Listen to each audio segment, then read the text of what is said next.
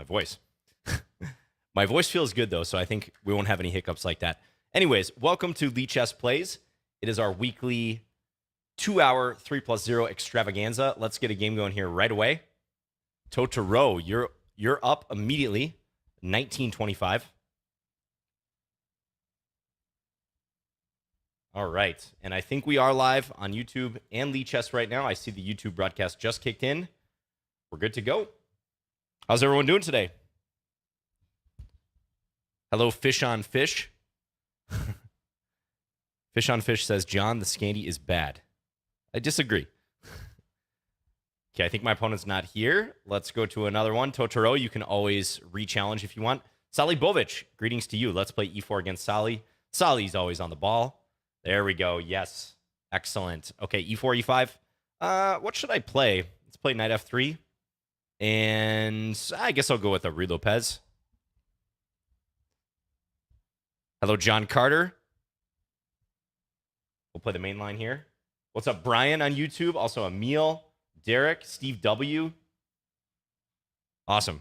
Love to see the YouTube viewers in the mix. Arpita says, new to this. Oh, well, greetings. Yeah, welcome. This is a weekly 3+0 2-hour event. 2-hour event. And it's always a lot of fun. So, welcome, welcome. All right, let's go rook e1. We're going to guard this pawn. Even though this wasn't exactly a threat because of bishop d5, it's still a handy move, especially if you're ever going to transfer the knight. There is like a slight logjam sometimes, though, because if I go here, it's going to take away the defense of this pawn. So I think what you want to do is play bishop e3, because, again, this is not a threat due to the fork on the two knights. That's a real important tactic in the Ruy Lopez. So for both colors, regardless of what side you play in this opening, if you happen to play it, you should know this one. What's up, Imha, Magic Summer, JK Beaky, hello, Magic Pig. Yeah. PM278 asks, how do I send you subs? This is my first Twitch exploration. And how many subs do you want? Ooh. Well, I will let someone from the Lichess team answer that. That's very kind of you, first of all. So we are streaming on the official Lichess channel. And if you subscribe, you're supporting Lichess, which is a fantastic effort. This is a completely free platform, but it does have costs to run. So any support of the platform is greatly, greatly appreciated by the Lichess team. Let's go bishop g5 now. So Sali Bovic is arraying these bishops like this. You know what I'm going to do? I'm going to sack on g5 if Sali Bovic plays g5. I don't think this is that sound of an idea, but it looks really interesting and I kind of want to do it. So let's try to give my opponent the option. Black can still play this if they want. Oh, thank you, HTTP status. Yeah, here's the moment of truth. So do I play it or do I just meekly go bishop g3? You guys know my attitude in Lichess plays usually. I typically go for the more interesting options. So let's do it. Could maybe take with the bishop too. But we're going to go this way. Try to put pressure here. The only thing is there is this bishop takes d4 move. But I have a feeling the knight coming to d5, doesn't it just look extremely awkward for black? It's going to take a while for black to extricate himself from this.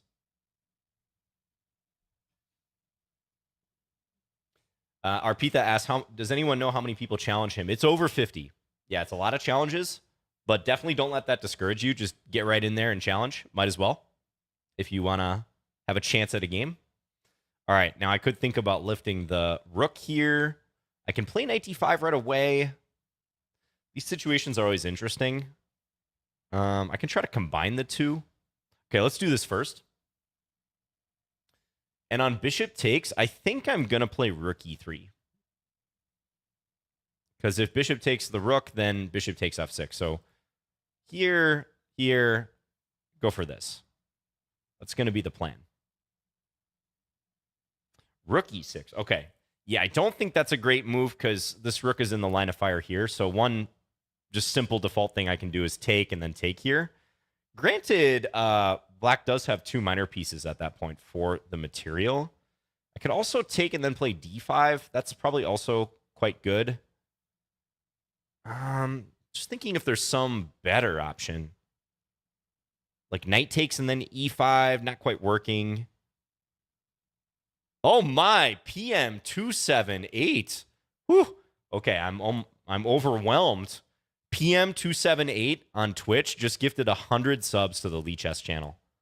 Unreal. I think safe to say that is the largest sub gift that Lichess has ever had on Twitch. I feel pretty comfortable saying that. Maybe they've had one bigger before, but that is massive. Dude, PM 278, thank you very much. Let me try to win this game for you, PM.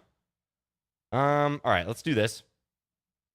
Yeah, bishop takes e6 was tempting, but I wasn't quite seeing the follow-up. So now I'm going to do this. And now let's go here. PM 278. Wow. Okay, does that... Yeah, probably just take. Got to take. And now I think I can take here, because if bishop takes, there's queen d4 with the fork. Pick up the bishop.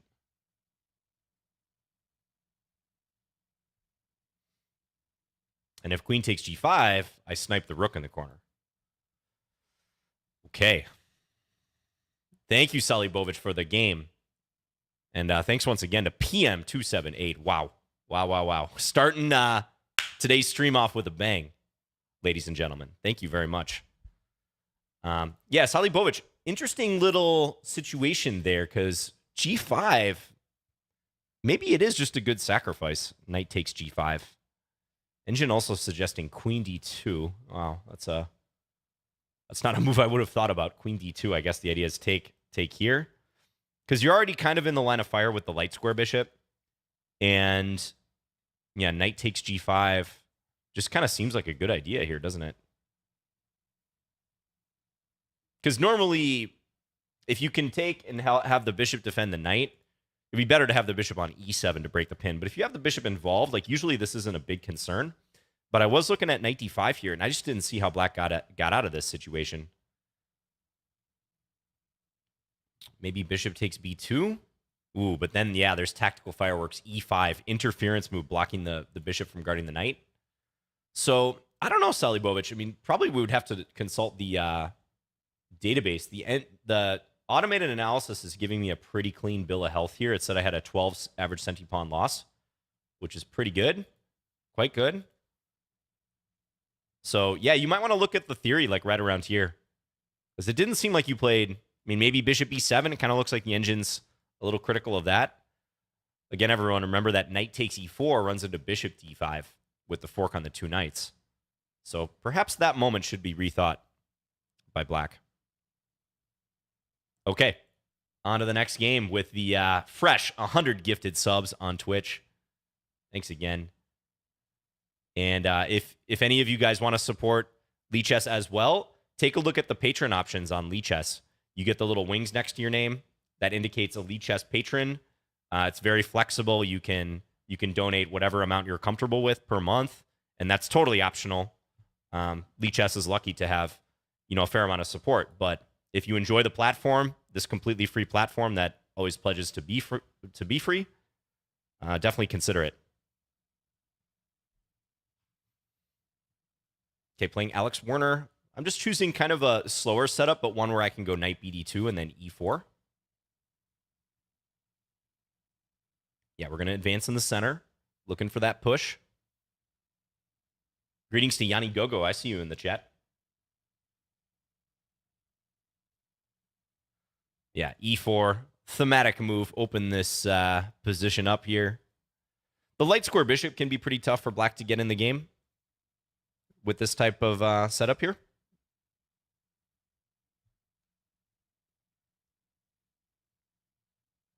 Hey, Duffman. Duffman says, I've had 12 average centipawn loss like 3 times, but to John, it's just pretty good. That's a level I would usually be pretty happy with. Yeah, that almost always means you're going to be playing a game you're satisfied with, for sure.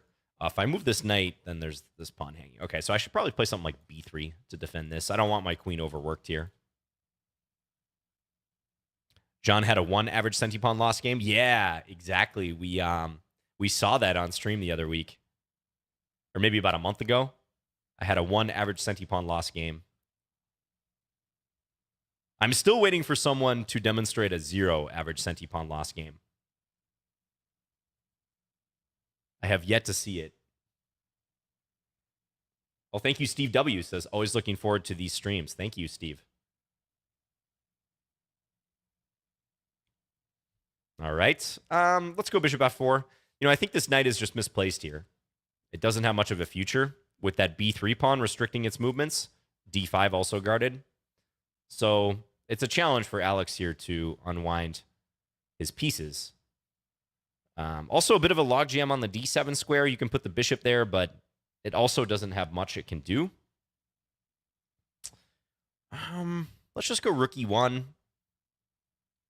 No nonsense development. I kind of think we're going to see bishop d7. The position is still playable for black. Don't get me wrong. It's unpleasant, but it's definitely playable. But Alex has to be patient here. Good. Bishop d7. So I'm thinking about knight e5 for sure. Maybe even grabbing some space with the pawns here. Maybe d5. I think I'm going to start with knight e5. Looks like a good move. Normally, you don't want to allow trades when your opponent's position is cramped. But I would make an exception if I can trade off black's dark square bishop. That seems like a good bargain to me. Okay, rook d8. Yep, solid. Let's expand a little bit. If I could get a queen bishop battery on this diagonal towards the black king, like if I could teleport this bishop to like one of these squares, that would be pretty nice. Yeah, see, this is the type of move you just can't get away with in these positions. The natural inclination is to want to break out and try to solve your space issues, usually by pushing a pawn, but that can get you in trouble even faster. So Alex had to duck and cover there a little bit more. Okay, bishop comes back, so now I'm probably going to trade queens. Black has to take, I think, with the bishop. Yeah, because this one runs into the fork. Taking there was also quite good. But let's just go ahead and capture that. We'll take on c5. And this poor knight is still lacking good squares to go to. Oh, no. The knight back to a8. It perishes in the corner. Not a place a knight usually likes. Duffman says trade pieces, not pawns in these situations. Yeah, that's a good rule of thumb. Absolutely. When you're in a cramped position, you typically want to try to trade pieces, work within the existing pawn structure rather than trying to trade pawns. A lot of people go for a pawn break, just as Alex did, and it's understandable, but it can cause more damage because of the opponent's greater mobility. This is kind of a cruel move, too. Because if black takes, there's unstoppable promotion. Okay, thanks for the game, Alex. So, yeah, this whole setup, I think, is kind of difficult for black. I see people play this sometimes, but usually if they're playing it, they're trying to get the light square bishop out fairly early with a fianchetto. Occasionally, I've seen people play this setup where they put the bishop on d6, rook on e8, and they try to go e5. But personally, yeah, I find this difficult to handle from the black side because one like slightly misplaced piece, as in your knight on b6, and the position's already -2, +2. So, yeah, looking good for white. I think you were doing reasonably, though. I mean, bishop d7, rook d8. Yeah, you're getting squeezed here, but you're holding on. I don't know. I probably would have looked to move this knight at some point, like maybe knight c8 around here. The engine's showing a big, big advantage, but I'm going to have to demonstrate something. Like, I'm probably going to have to take some drastic action at some point, like a sacrifice or some firm decision in order to prove that it's a +4 position. Whereas as played, I just kind of got handed an opportunity with queen takes b7. Yeah, thanks for the game, Alex. All right, who's up next? Tyrone K. Tyronic. Good luck to you. Let's play e4. All right. Let's play a Smith-Morra Gambit. Ooh, black was ready for that. They knew d4 was coming. Okay, e5. Tempting move, but usually not one black wants to play in the Smith-Morra. This will be relevant to a lot of you guys because I know many of you play Sicilian. Kind of the issue is this f7 point is pretty weak. So when white plays bishop c4, you really got to watch that square. Even like a quick knight g5 as in almost like a two knights. Why did my rating not increase? Well, some of these games are casual, so like this one is casual, so it won't affect either of our ratings. Also, there's sometimes a big enough gap where even if it's rated, it's just +0 for me. Oh, what's up, Belgian Novice? I see you. Greetings to Belgian. Oh yeah, Derek. Derek in the chat knows you, Belgian, because of watching my videos. That's awesome. All right, should I try to go for this? It's kind of interesting. I don't know that it's the best idea though. After d5, could just recover the pawn on d4. I'm gonna castle actually. I'm really trying to play this in Gambit style. Okay, bishop e7. Let's take here now. Bishop e7 is solid. Black gets ready to castle. Now, if pawn up here, maybe I push e5. Maybe just knight takes d4. There's some question like, could black capture the pawn on e4? I don't know. All right, so now if I take e5, take e4. That looks a little bit better for me, but nothing special. Could go knight c3. I wonder if knight takes e4 is good there. Looking for a center fork trick. Okay, I'll take. d5, another option. Oh, yeah, did I have d5, d6? Maybe there was knight a5. d5 might have been a good move, though.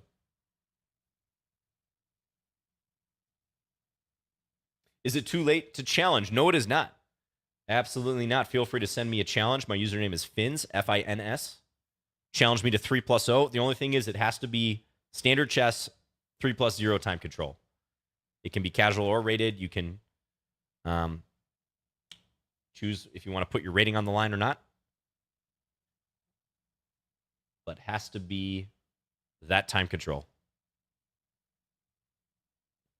Are the challenges accepted sequentially in the order they were sent? So they are not, interestingly. So the challenges are accepted randomly. You're just in a pool of players. Doesn't matter when you challenge, you have an equal chance of everyone else of getting picked.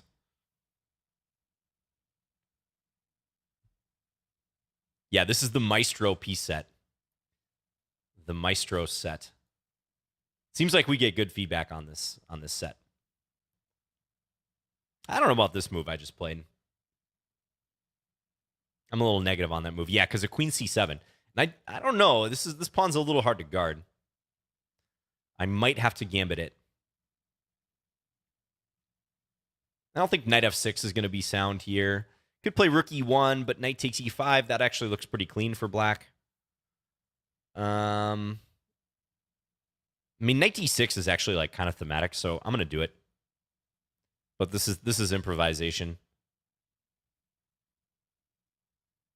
Total improv. I am not better here whatsoever. Let's go b3.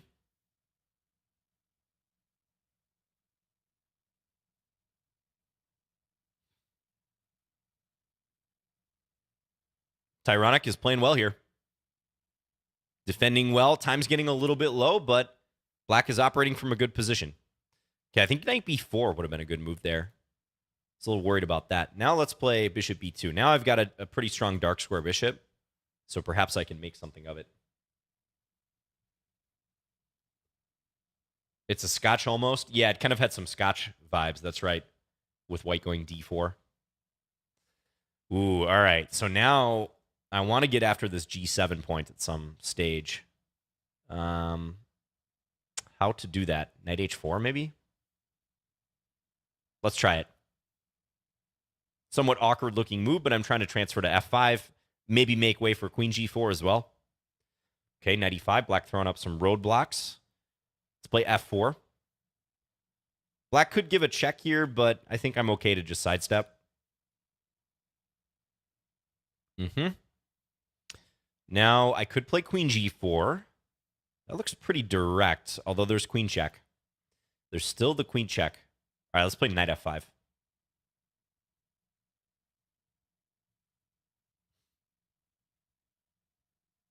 Yeah, this is a big attack now, because a natural move like g6 is going to get mated here. Now I take. And I think this is going to be... I got to get my move order right. Let's take here first. If I give the check first, king h8, and then take, I think there's maybe rook g8. Other than there's queen h4, I guess. So now I'm going to mate. Checkmate on g7. Tyronic, thanks for the game. Tough one. Yeah, I think you were a little bit better after you won the pawn. Oh, wait. Queen c7 is a double question mark move? Really?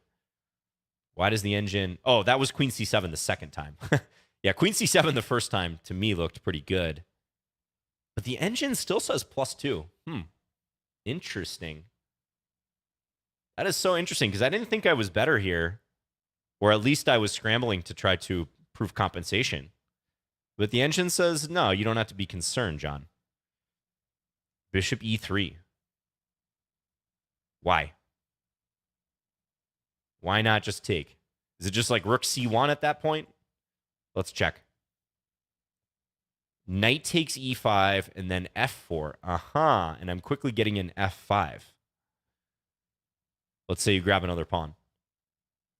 Rook b1, queen a3, hits the bishop. Okay, basically I think white gets a bunch of activity. Yeah, an f5, f6 is coming in a lot of cases, which would be a nasty move around black's king. Okay, I could see that. So interesting moment. Knight d6 is definitely not the best move, but I do have a good position nonetheless. Rook e1, even h3. Interesting. I would spend more time analyzing that if we had the chance today, but yeah, here I thought knight b4 was decent. But take, queen takes, rook e1. I guess the engine still likes white's compensation. White's down a pawn, but maybe because of the difficulty of the bishop on c8, it's going to take a while to get that in the game. Black's position looks a little bit loose. The bishop could be attacking the black king. I got to say, I'm not a natural gambiteer. I haven't played like so many gambits throughout my chess career. So sometimes gambit positions, I don't like sense the compensation, you know? Intuitively. I have to work it out. Okay, thank you for the game, Tyronic. Just got into time pressure, but pretty good effort overall. But yeah, if you're looking for something a little more reliable against the Smith-Morra, if you take the pawn, which you totally can, there's a few different setups. Like you can play knight c6, d6, e6, and then knight f6. You can also, it's popular to play like e6, knight e7, transfer the knight to g6 in some cases. And you can also decline the pawn if you want. You can play like c3, d3. That's one option I use. Try to prove that the pawn is no good on c3. Also, knight f6 is perfectly reasonable too if you want to decline the gambit. Good option here. Okay, thanks for the game. The Modern Penguin, you're up. Good luck to you. We have never played before. What do I think of the queen c6 Scandi? Let's play a Caro. I don't think I've ever got that question, the queen c6 Scandi. It's a good visualization question for you guys, though. Right? So e4, d5, e takes d5, queen takes d5, knight c3, queen c6. If you can visualize decently well, you should immediately know why that loses for black.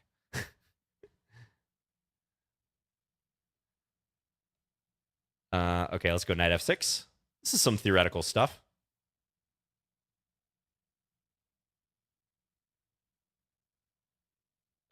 Nice, Jobius.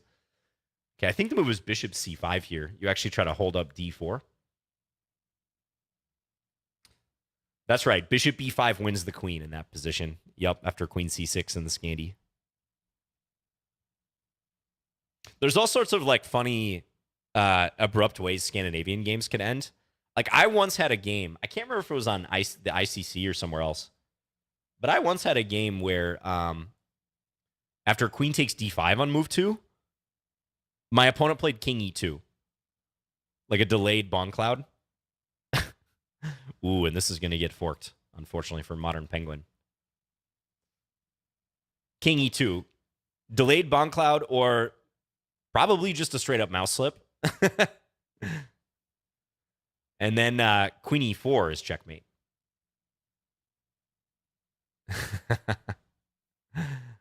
So that's one of the quickest ways you can end a Scandinavian game. Actually, I think it probably is the quickest way.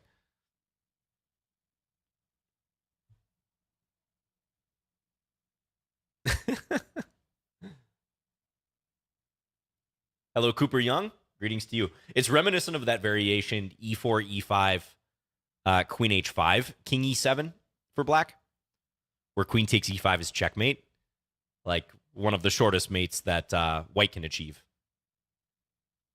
I mean, it's literally tied for the shortest mate that white can achieve. 3 moves, 2.5 moves, however you look at it. Let's castle. I'm up a piece here.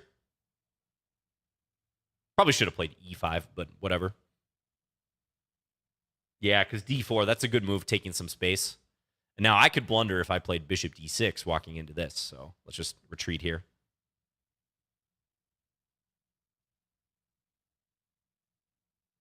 You'd be surprised, Repo Sandman. People walk into those forks all the time. Yeah.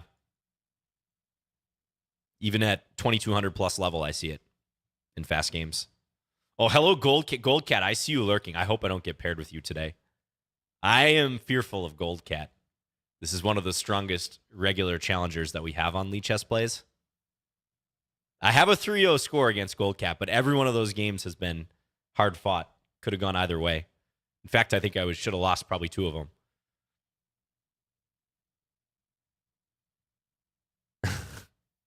Now, because I said that, I'm probably going to get Gold Cat in the final game of the day, which will be the blindfold game. All right, let's push the bishop back, and I want to go e5. That's why I'm doing this. It's a little loosening. I feel like my pawns are getting a bit loose here, but I get some nice activity out of it. Now I'm double attacking this and this.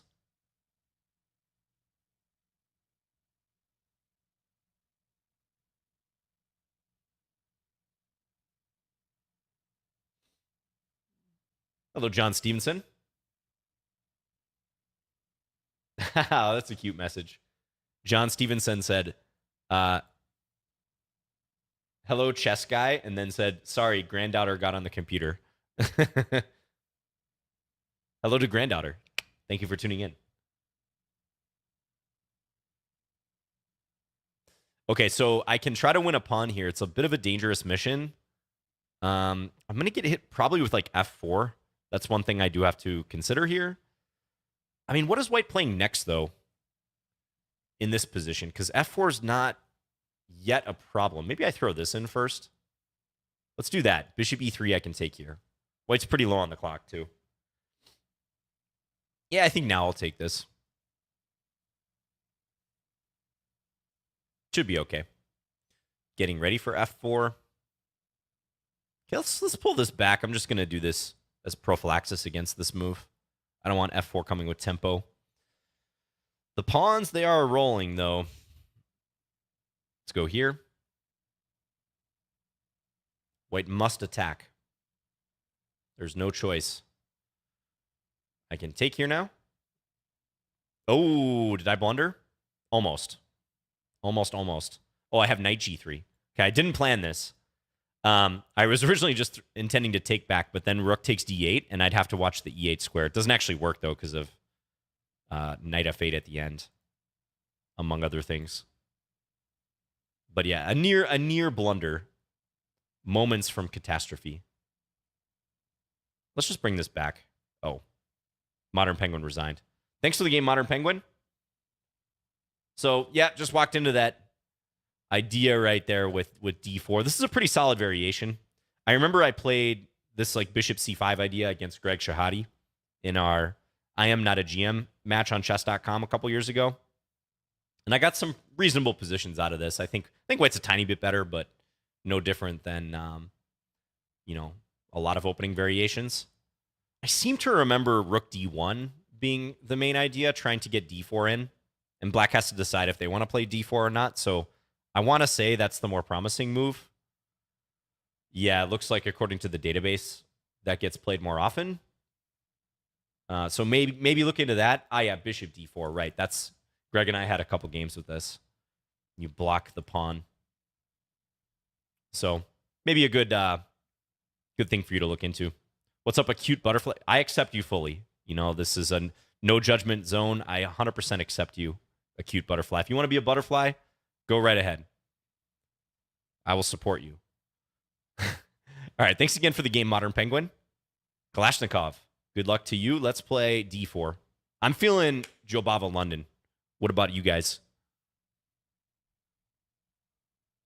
The Jobava London is far from being played out, right? I've had some really exciting games with it recently. I know many of you play it.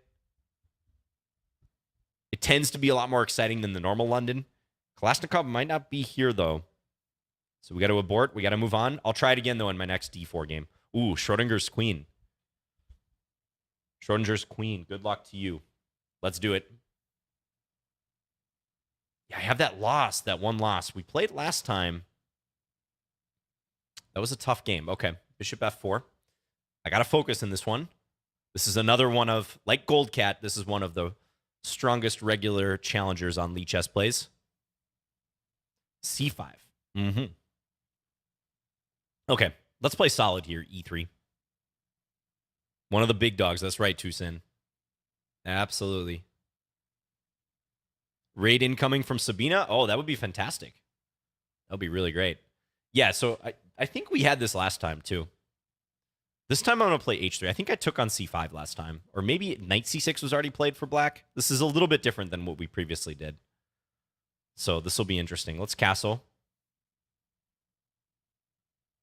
Ooh, C4. All right, so now black wants to roll me on this side of the board. So I think I want to be Johnny on the spot, if you will, to break in the center. Try to create some problems in the middle of the board. Yeah, let's take.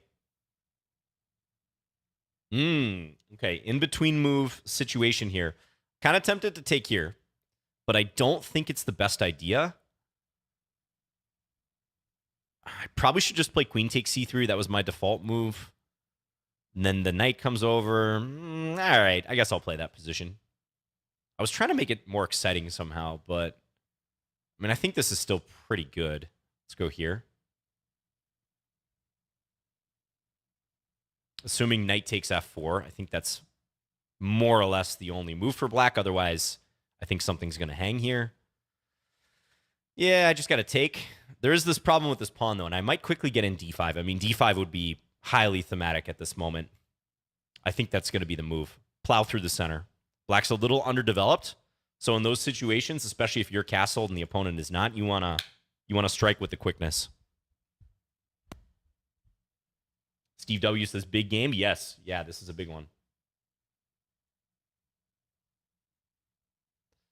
All right, black looking for a queen trade. Reasonable move. What about this, though? What about that one? Then I guess queen e7 is what black's saying. Queen e7. This might be a good move. That might have been actually the best try for black. Maybe here? And then like d6? I need something accurate at this point to keep the initiative burning.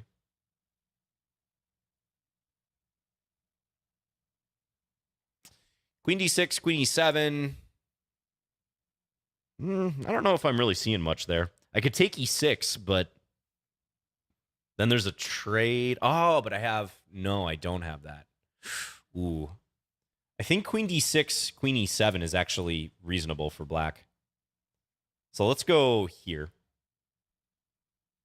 I need to hurry up, too.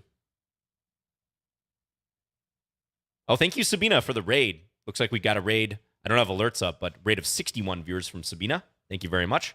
She also does Lichess plays, by the way. Check her stream out as well.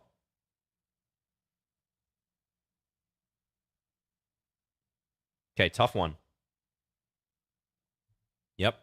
Rook e7. Let's take here.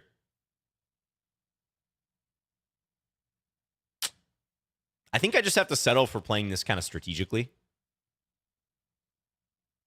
I mean, maybe I can somehow create some trouble, but I'm not really seeing it at this point. I think I just got to play this strategically. Like if pawn takes, I'm just going to go bishop here. Just develop. Let black castle. Fine. Bishop g4, rook e1. That's going to be the plan. I'm not going to sweat this pawn, at least for now. Maybe I'll defend it soon, but depends what black does. Black might have some trouble getting the knight out. This is kind of what I'm thinking here. Time is getting closer to even.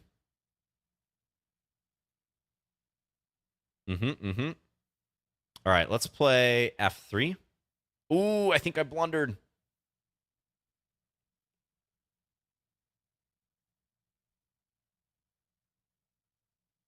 What's up, henchman? Will Schrodinger's queen see it?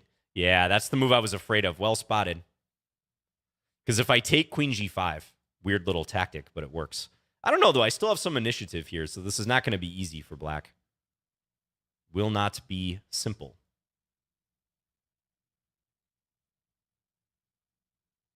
Schrodinger's queen is very tricky. I got to be on the ball against them, always. I might still win this on the clock, though. Black had to burn a lot of time figuring out how to get out of that. Let's bring this back.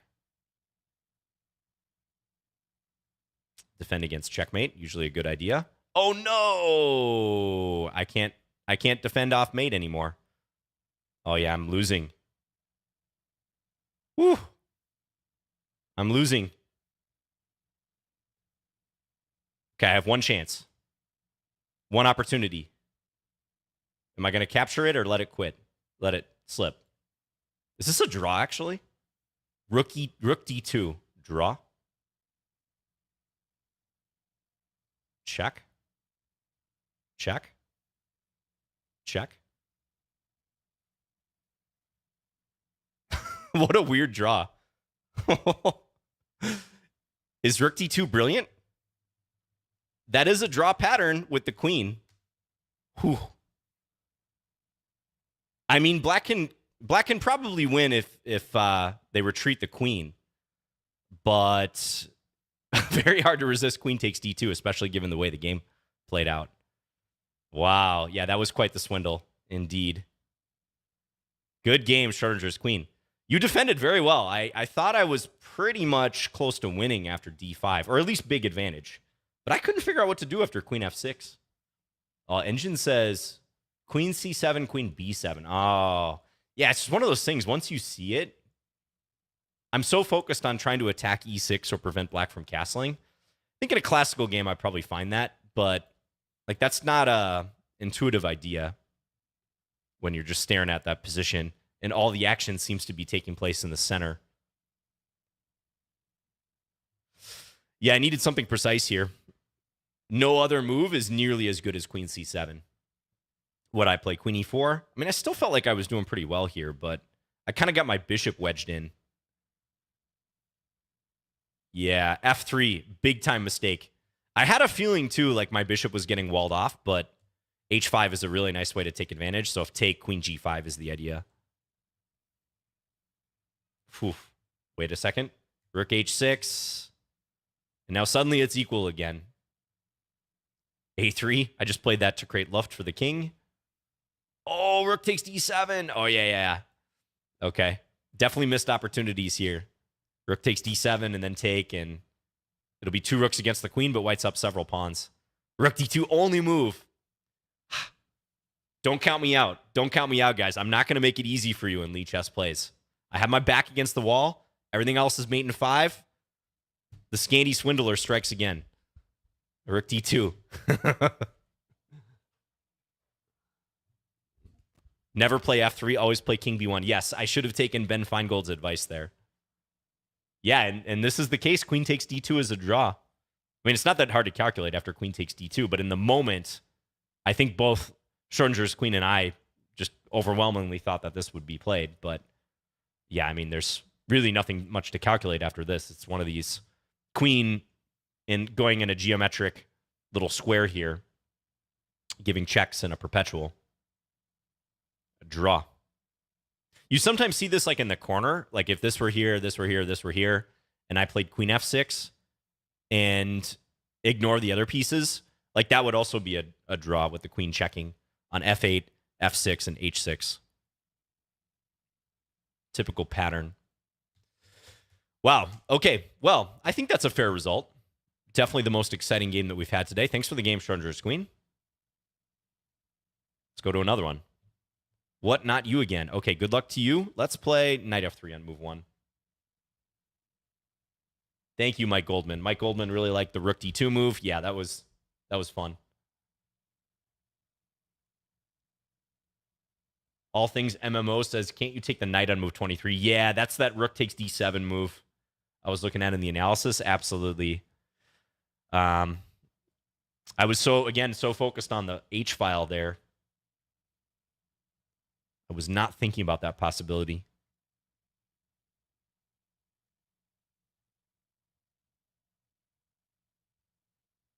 Just catching up on the YouTube chat a little bit.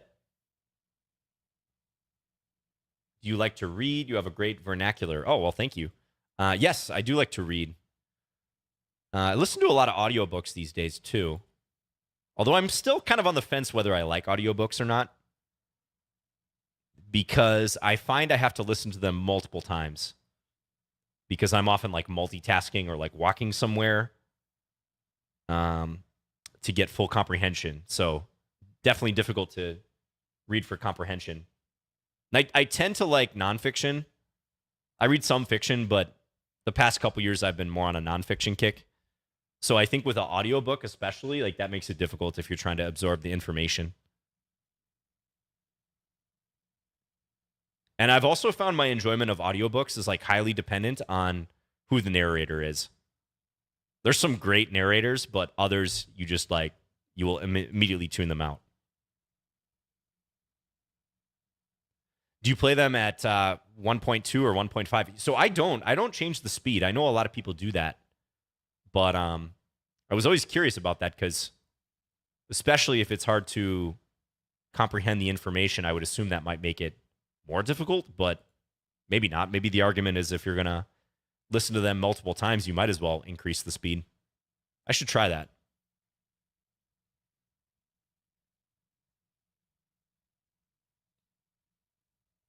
Thank you, Basid. Okay, let's go knight e5. I've been kind of working up to this move, so let's play that. Am I still working with Chessable? Ooh, queen is undefended here. That was my main attack there. What, not you again? Yeah, so I'm still a content creator at Chessable. I've got courses over there. I'm on the site every day. I answer questions on my courses quite frequently. So if you have any of my Chessable courses, feel free to drop a line. I'm not currently working on a course, if that's what you mean. And even though I'm a co-founder of Chessable, we sold the company back in 2019. But yeah, I'm still actively using the site, and I'll probably make some more courses in the future.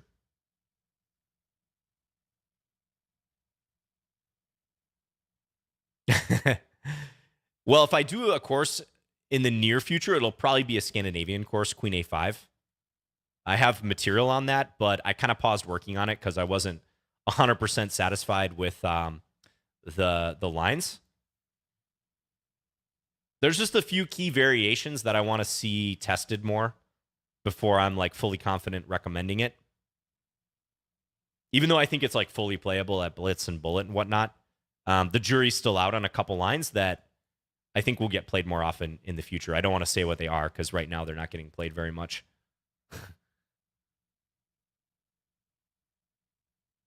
What is the relation to Chess 24? Well, the Play Magnus Group, so the company that Magnus Carlsen founded, is the owner of Chessable, Chess 24. They're under the same umbrella.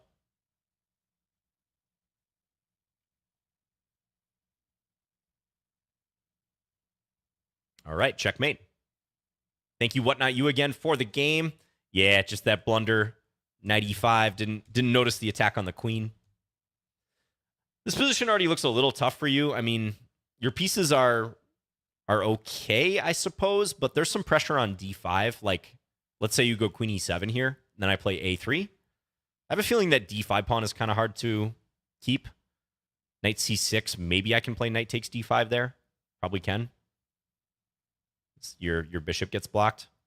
So this setup that you chose from the beginning, probably not the best. I don't even think I responded to it in the best way, but if you're going to fianchetto like that, I wouldn't recommend putting your pawn on d5 because it blocks your fianchetto.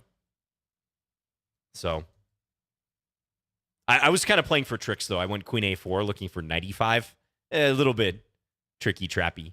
I think you dealt with that pretty well. Thank you for the game. Pazoozle, good luck to you. 2094. All right, let's play another Jobava London. Always seems to produce interesting games. I hope you guys don't mind, by the way. You know, I try to mix up the openings, and occasionally I do take requests for openings. But I just find this line so fascinating, I got to keep playing it. It leads to stuff like Rook D2 against Schrodinger's Queen. Okay, let's do this and go for G4. This is a common motif in this line.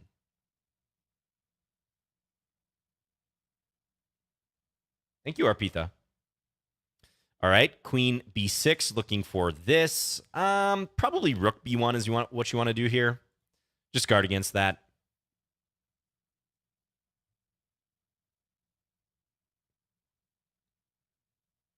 Am I going to create the videos for the 100 endgame patterns you must know? I've not actually seen that, so I've not seen that course. So I guess the answer is no for now. But maybe if I get asked.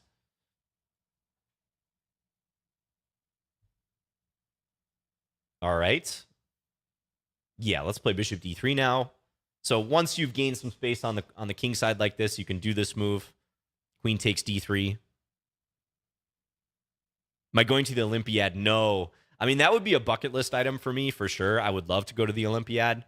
But in the U.S., I have basically no chance ever of qualifying as a player, as a, 24, 43, 46, or whatever FIDE rated I am.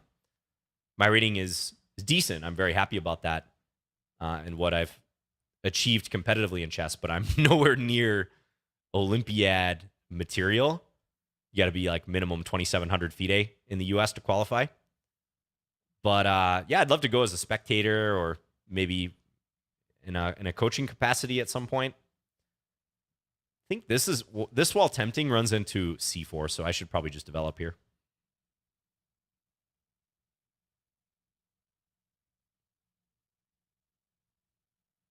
Is it casual only this week? I've been getting a lot of casual challenges, but you can challenge rated if you want. No problem with that. All right, Bishop D6. I feel like I'm on the verge of cracking Black's position, but I can't quite explain why or how I would do that. Also, now, where am I going to put my king? That's the thing. I mean, I can't castle queenside anymore. I probably want to play down the center somehow. There's like knight takes d5 ideas in the air as well. You know what I'm going to do? I'm going to take and then play knight f4, I think. Yeah, we're going to do this. Some pressure on h5. Knight helps guard g6 in cases as well.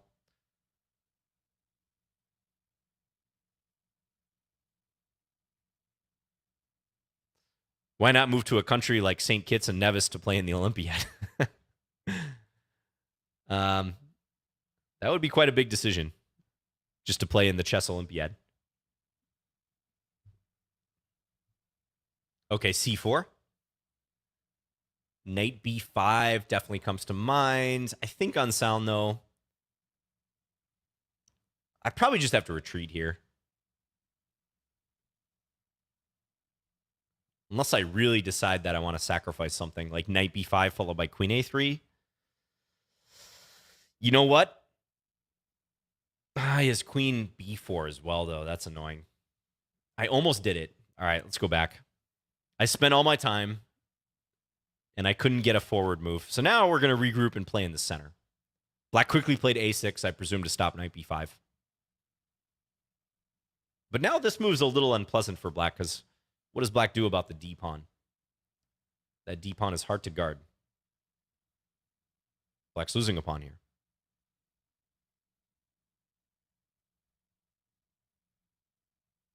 Okay. Now, though, I got to convert with 25 seconds left.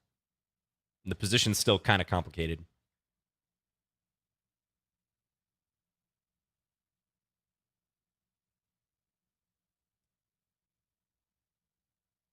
I like my knight on d5 for sure. It's hard for Black to play around that knight.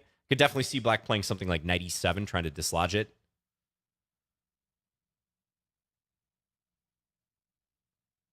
Good evening, Redundant Knight.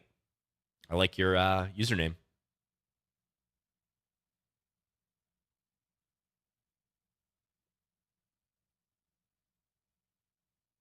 Okay. Fazuzal's using a lot of time here trying to work their way around my knight on d5, but now I think I have a substantial advantage. Let's play c3. Just to solidify, make sure d4 is never hanging. Maybe next I take e8 and play rook e1, I'm kind of thinking. What's up, Lolly? Greetings to you.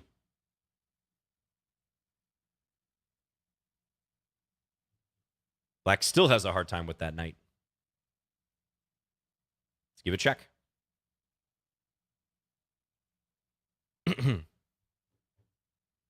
Yeah, it's collapsing for Black.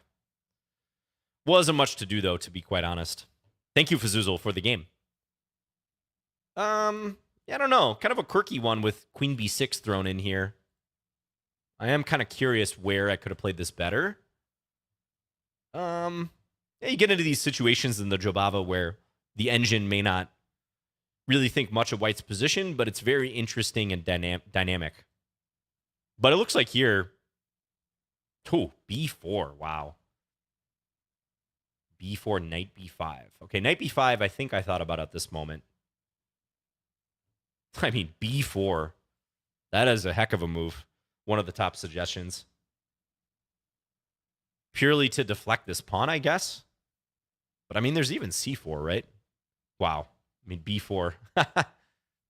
So if take e4, king f2. b4 is a stockfish alert move. If I play that, you know, you can feel free to report me. Instead, yeah, this is much more human. Take knight b5.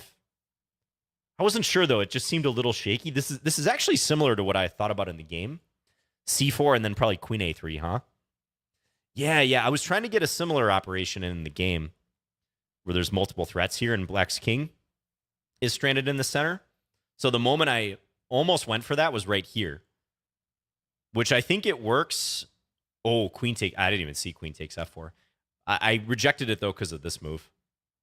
Although here, too, queen d2, offering the knight and then take. And even this gives White excellent compensation. More than enough compensation. That's a wild line. But queen takes f4 in between move. Okay. Yeah, knight b5 here didn't seem quite right on the black queen. But you were looking at b4. Are you also stockfish? Yeah, and I could see it maybe being a case in some circumstances playing it. That's pretty imaginative, though. Okay, thank you for the game, Fazuzal. You had some interesting play there. I think you played that opening pretty well. It was complicated. Okay. Jan Vrili. There's a lot of capital letters in your username. Usually players who have a lot of capital letters in their username are pretty aggressive. So it'll be funny if this player's like super defensive and plays like, I don't know, the ready or something. But hopefully you're there, Jan. Is this the Peruvian flag? Yes. Jan, are you there? Going once, going twice. Oof. Okay. You can always re-challenge later. Jaycon, good luck to you. 1536. Jaycon, are you there? Hello, Tino. Thank you for tuning in from Brazil. Ooh, we got another AFK. Jaycon is absent. Oh, I was about to abort the game. Okay, let's play G6. I think this is the first time I've faced D4 today. More like Jay gone. Not quite. They were running back to their keyboard.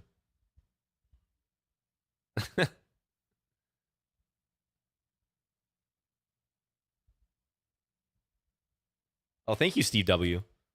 Yeah, Danya's Sensei speedrun is great. I'm glad my climbing the rating ladder videos have helped you as well. Okay, this. Yeah, interesting. I mean, I'm going to go E5. I've had this position a couple times. I think people see this somewhat defensive-looking setup for black. against the London, and they decide to take a little more space. But that's a bit risky against this bishop here because b2 can be weak in some cases.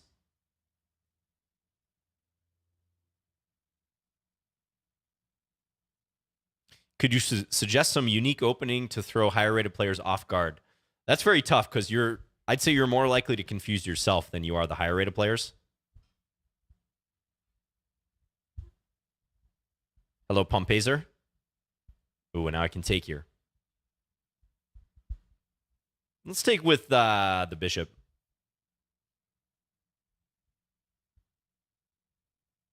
Just to see if I can gain a tempo if white decides to capture.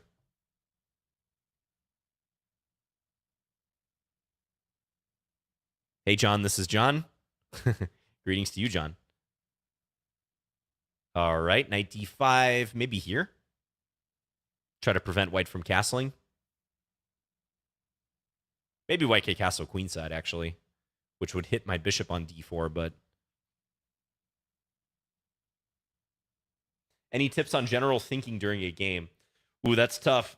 Arpitha, that's not something that's going to be too helpful to answer in a sentence. There's really no shortcuts. Oh, white actually plays it. Really no shortcuts in chess. You got to pay your dues, develop your thought process over time with lots and lots of serious games. Once again, I feel like if I tried to answer that question, I would just do you more harm than good. All right. I don't know. I mean, I think I should probably just retreat this. Let's just go back. Could take here, but I don't like that position kind of opening up when I'm a little underdeveloped. So let's just get our pieces into the game now. I'm probably going to take this at some point. Maybe next move, actually, because if queen c2, I can take and play bishop f5.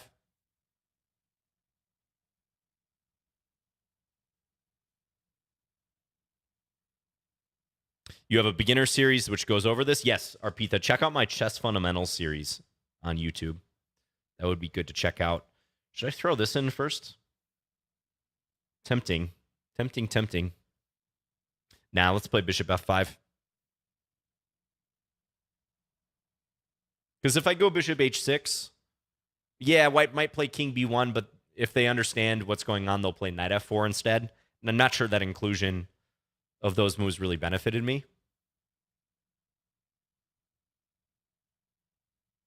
Now, there is like a semi-mating pattern here I can try for. So white has to play queen d2. There's really no other move. So, okay. This square is very weak. If that pawn were not there, I could play knight b3 checkmate.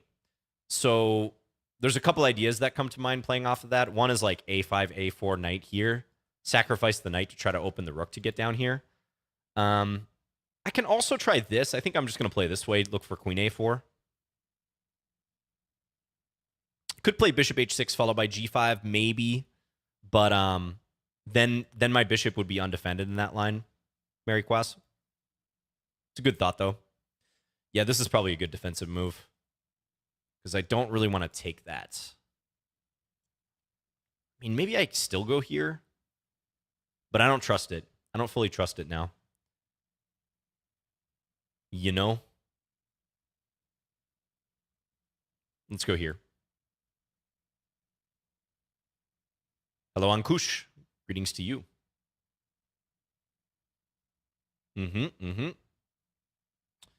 I want to sacrifice something, but I'm not seeing it, folks.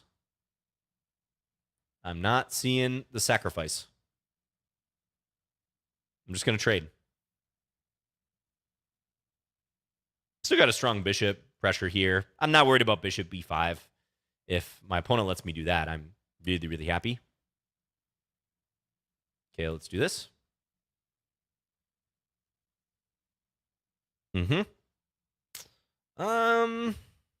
I guess I'll take. Got some pressure here. Very tempting for white to move this bishop now, but that's going to be painful if white does. White might be able to like semi-defend here. They are down a pawn and under pressure. Maybe if white plays this like absolutely perfectly, they can kind of escape. But it looks really, really tough. Yeah, like now this move should be really good. Too many problems, too many pieces under attack here. Take this one. defend both. Take. Check.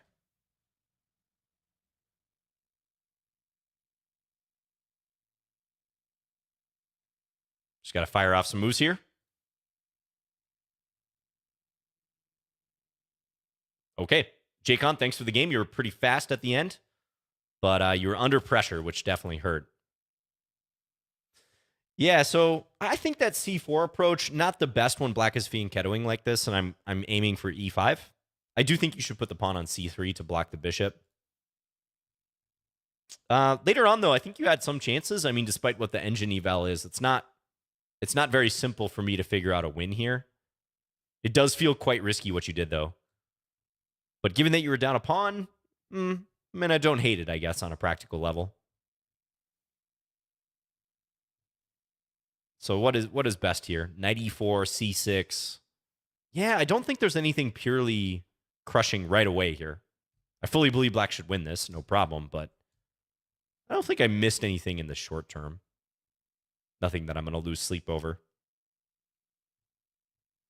Yeah, thanks for the game. Okay. We're into the second hour of the stream. Thanks, everyone, for joining. Wolf Chen, you're up. 1698.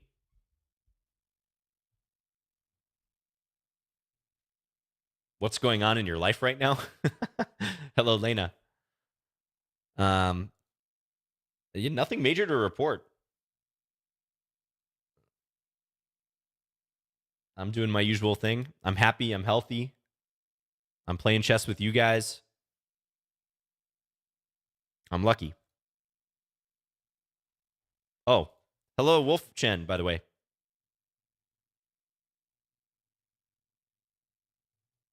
Good luck to you. Okay, I'm playing the English rat. The English rat defense. So you go for this queen, this middle game. This tends to be more strategic, but you often hide the king here. Let's play knight a6. I think white's choosing a pretty normal setup in this line, but not one that black's going to be too upset about.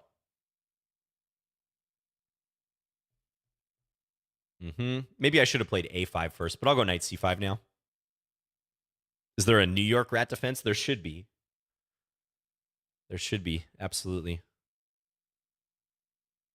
If you play the New York rat defense, you have to play it with a big slice of pizza in one hand and like the mouse in the other.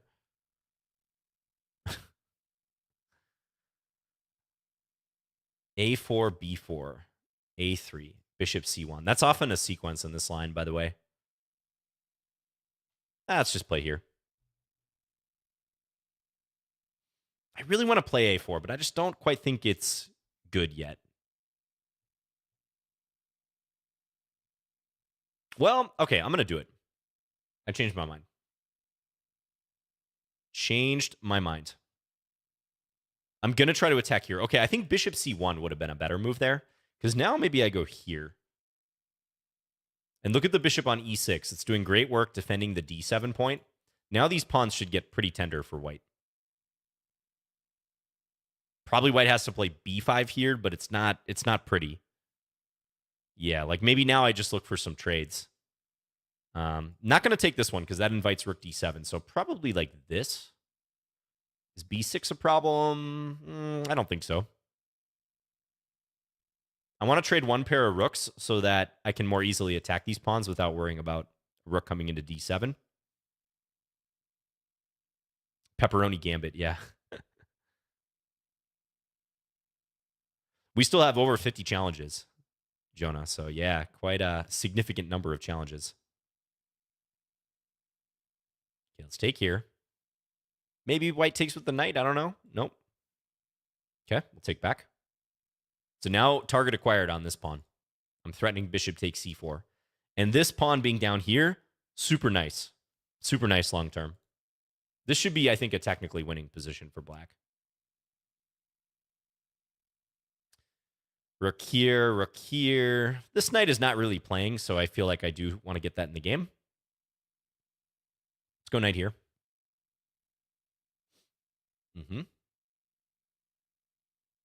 Bring it up, attack. White defends, okay, good. Let's pivot a little more. Yeah, white's being solid. I'll trade the knights. I don't really see much value in keeping the knights on board for me.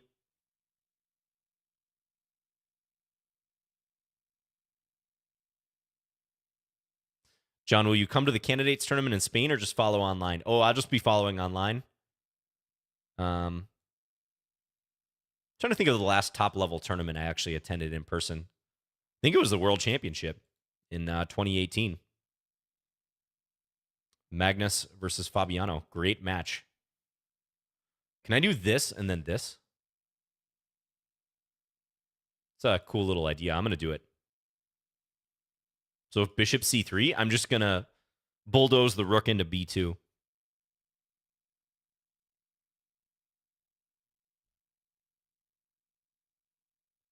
I don't know. This might not be the best. Ooh, e4 looks a little panicky. We'll look at that after the game if that was even a good idea for me. I might still play it. Now, though, I think it is clearly good if I get a chance to do it. Great match. Yes, 12 draws. Yeah, you know, despite the 12 draws, they were really interesting games for the most part. Some serious fighting chess. That was an epic match.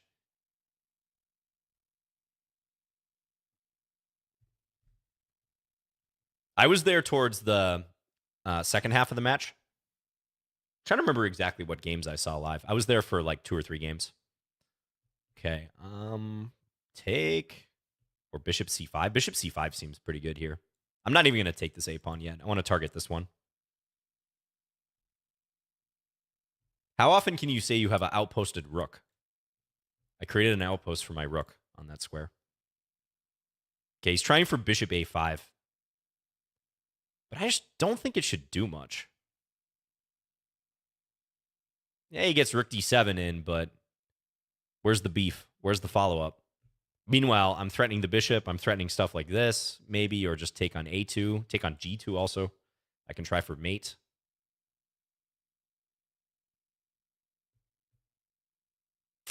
Yeah, now I could go for the trade. Opponent offers a draw. I'm going to chicken out and go for the surefire win. Yeah.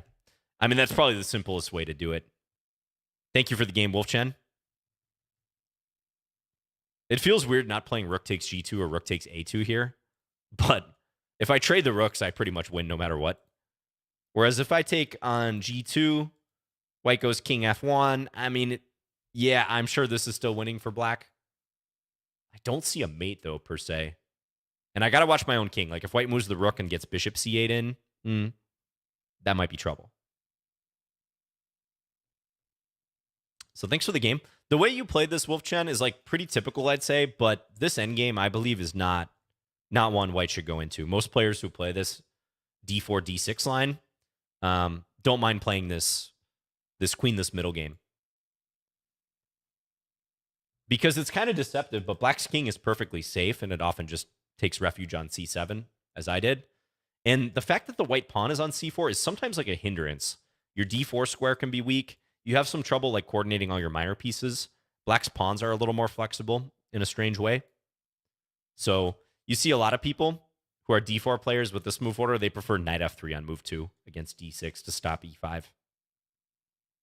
Although that has drawbacks, potentially. Like if you play the same-ish variation against the king's Indian, you can't play f3 anymore. Thank you for the game. Oh, Blundering Noob. Here we go. Good luck to you, Blundering Noob. Let's play in English.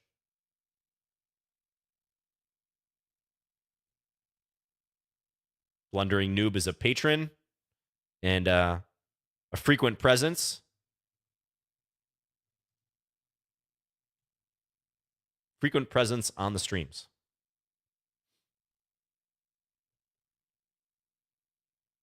Okay, let's play knight f3. A lot of times I play g3 as well, but maybe I'll try to break in the center a bit more quickly. Maybe I'll combine the two ideas. Take. d5 is a good line. This is a good variation for black. One thing black actually often does in this line is voluntarily play knight c7. Because if you do this capture, you take towards the center. I think white can be pretty happy because likely they'll get d4 in. Bishop g4, but now I'm kind of eyeing up that pawn on b7. I think this is potentially a little weakening for black. All right, let's put Blundering Noob to the test. Blundering Noob, do not play e6. e6 is going to be a major, major blunder. I don't think Blundering Noob is watching, but this is a big test for Blundering Noob.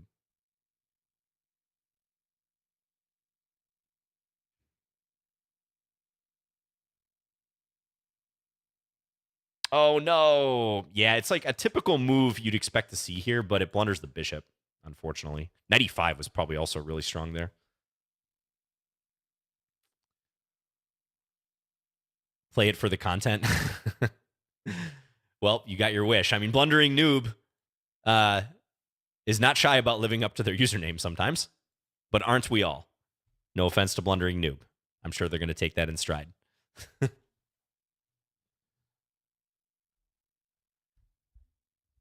Rapport is pretty exotic. Oh, I like his playing style. I read that. I thought you said Rapport is pretty toxic. And I was like, what did Richard Rapport do? All right, let's give a check now.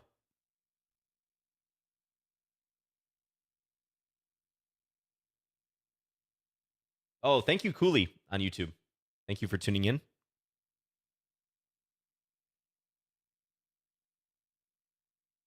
I was going to play c4 here, but I'm seeing black can just play knight b6. So let's go bishop a3.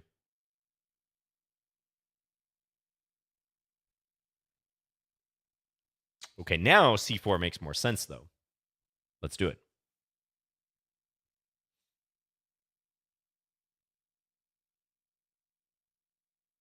Hey, what's up, great Danton? Greetings to you. All right. Yeah, we'll take that one. Just don't blunder queen takes h1 checkmate, John. Do not blunder that. I think I have a little ring around the rosy mate here. Check, check, and mate.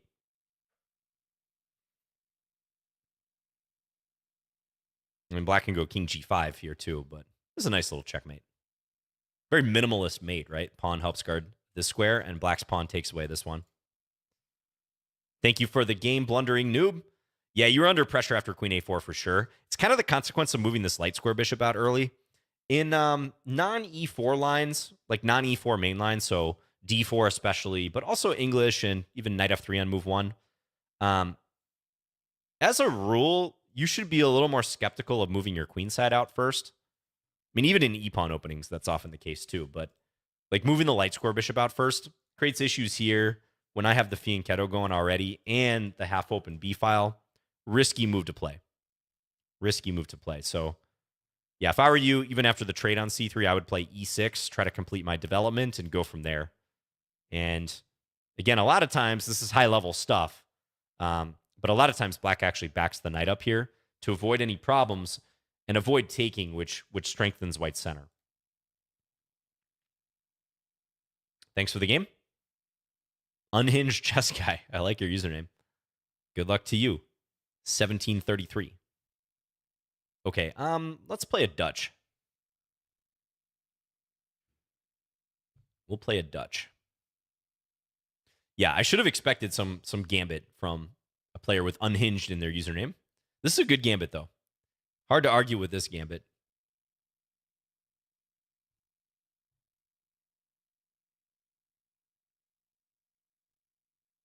Yeah, who are you guys predicting for the candidates?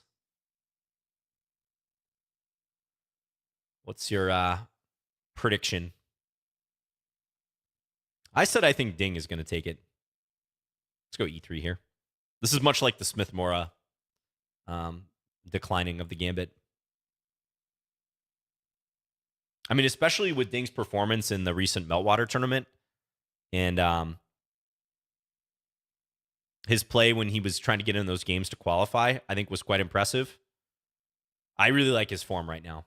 If he can manage his energy levels and, you know, really just play his game that we know he's capable of, I think he's the favorite.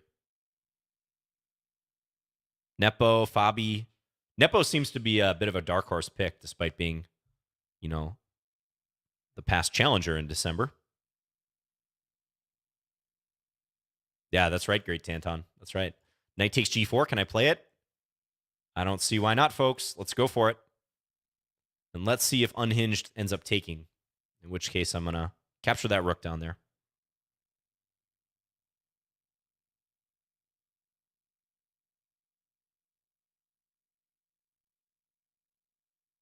That's a very unusual business, Carson, on YouTube. Okay, bishop g5. I probably should just retreat now. Maybe bring my knight back. So white can try to play this off as a gambit. I mean, white's going to have some play towards my king for sure. I don't think I'm like hugely concerned though. Maybe knight d5, maybe look for some trades. Pawn d5 also is interesting here. Don't think I want to do this, although this might be interesting, but probably not in a good way for me. I have this feeling like white's trying to force through d5. So you know what I'm going to do? I'm going to play a buzzkill move. I'm going to go knight d5. Hey, Nikhil, thank you for the gifted sub to Parmenides. Thank you, Nikhil. I'm still in shock from those 100 gifted subs early in the stream. That was amazing. A lot of people got subs. Those were from PM278 once again. Thanks again to PM if they're still watching. Okay, so bishop d3. I got to watch c4. b5 is kind of a quirky move here. Let's play it. Looks interesting. I'll sack the b pawn.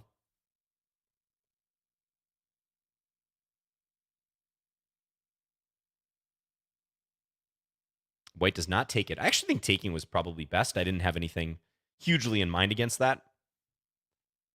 That knight is bound for f4, huh? Is that what you're telling me? Leaves this hanging, though. I'm a little leery of taking material, but since it's a fork on the two rooks, I'm going to do it. See, this is a Dutch that I feel like has gone fairly well for me, but I still feel like I could get mated at any moment. So it's a tough thing about this opening. Yeah, like this. Bishop h7. Should I take that? I think it's a Greek gift attempt. King h7, knight g5. Let's say king g8. Queen d3. Rook f5. I think I should not take this. I'm going to go here.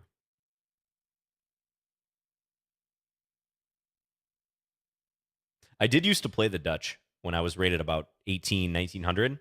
I often played the Stonewall variation. But even in playing the Stonewall, if you play d4, f5, like you got to be ready for some weird stuff. All sorts of gambits. I've even played g4 on move 2 against the Dutch. Or h3 and then g4. You can find some games in the database where I played that, actually. Okay. Really daring me to take that rook. But I think I see Unhinged's idea. So let's not. Let's just develop.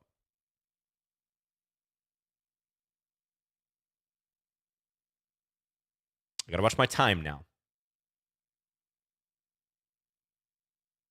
Let's bring this back. This is going to be very tough with the clock situation. Because I've been babbling. I think now the position is stabilizing in my favor. I actually feel fairly safe now. But again, disaster could strike at any moment in chess, especially in openings where you push your f-pawn on the first move.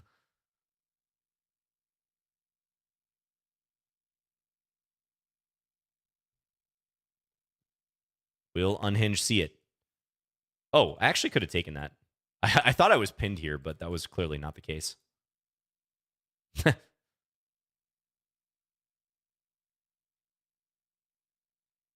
Okay. That was a funny, like, visual occlusion. Yeah, thank you for the game. Visualization mistake. Like, I pointed out the threat, and then white played queen c3. I'm like, oh, that's a good defense. I'm pinned. And didn't play it. But clearly there's a pawn on g7. Let's see if white was winning at all during that attack. Again, even though I'm up a pawn, it felt kind of sketchy. Yeah, this kind of reminds me of one of those Jobava London games that I played early on, where even though it kind of felt by the way the game went that white was losing control and black was up material, it's still better for white. So yeah, this is why I don't play the Dutch. Like g4, yeah, if white doesn't play that, okay, I think this means that this e3 way of declining this gambit is just like not very good. And black should stick to one of the main moves, like d5. I just don't know this. I don't know this variation. Take, pawn takes. Yeah, I already am cringing at this setup for black. But yeah, safe to say e3, probably not the best way of declining this opening. I think compared to the Smith-Morra way of declining, white's going to get an attack out of this. So not bad on Hinge Chess Guy. Oh, bishop takes h7. The engine approves. The engine says that's good. So if I take knight g5, yeah, let's say king g8, then queen d3 is what I was worried about. Attacking here and also hitting the bishop. So it's kind of anyone's game after that. Thanks for the game. Complicated one. Okay, DJ Nas, let's do this. You're rated exactly 2,000. Good luck to you. Okay. Should I play an England Gambit? Okay, I literally just played a Dutch. I don't know why I'm playing the England Gambit, but it was played. The decision was made. Should I play the Amon Hamilton line, where you sacrifice the queen for 2 pieces? I can try.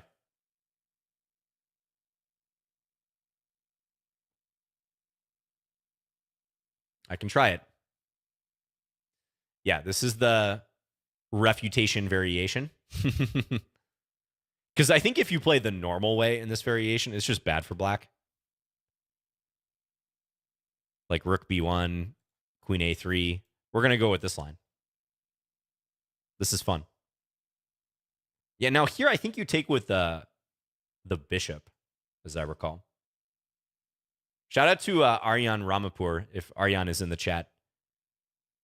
He likes to play this line from time to time as black. He actually played it against me in one of the Lichess Plays games where I was blindfold. And it didn't work out so well for him, but I give him credit for trying it from the black side.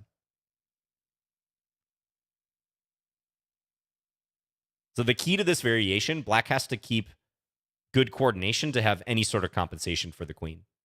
You have 2 minor pieces. Aryan says, yeah, that was embarrassing. You have 2 minor pieces to work with.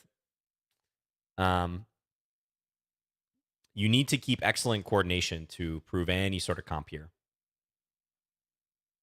2 minor pieces and a pawn, so 7 points of material. Okay, let's castle. I'm expecting my opponent to castle as well. Now, do I want to fianchetto the bishop or play d6? Probably should play d6 here. Yeah, I got to stabilize the center a little bit. Black has the bishop pair, so black must be winning. Yeah, good point. I got the pair of bishops. I like that attitude. Let's go here. So I think one of the reasons this is semi-playable for black, even though the engine won't really agree with that, white's pawn structure is broken on the queen side. And if white doesn't have a pawn break in the short term, it's reasonable to expect that black might be able to consolidate out of this. That's kind of the thinking in this opening.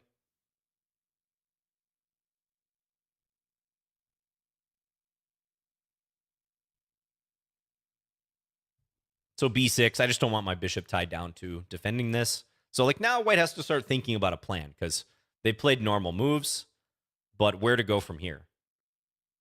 That's the big question. Let's bring this out. I mean, maybe bishop d5, h3, moves like that all come to mind.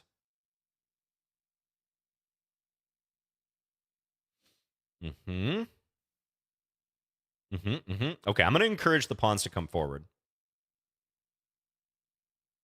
I'm going to try to weaken the white king. Encourage g4, maybe even g5. Could take and then try for knight e5, but I don't really want trades here, right? We're not jumping for joy about trades. a3 is very unusual. Maybe white's worried about knight b4.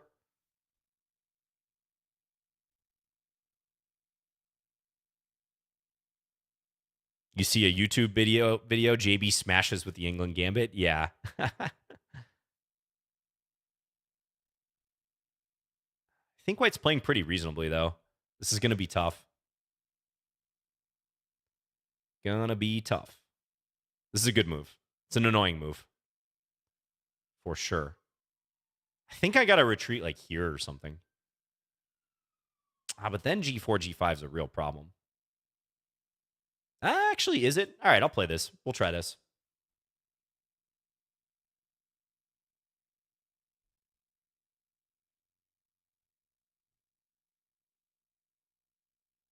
Knight D2.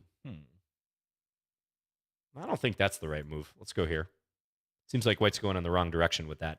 Okay, now, like maybe C6 and D5. Maybe I suddenly start breaking out of this. I could also take. Knight D7 comes to mind, too. Let's go here. I'll be patient. Knight D7. Ooh, okay, I can get one pawn back now. But even that's, like, kind of sketchy. Take D5, take C2, rook C1. Let's go here.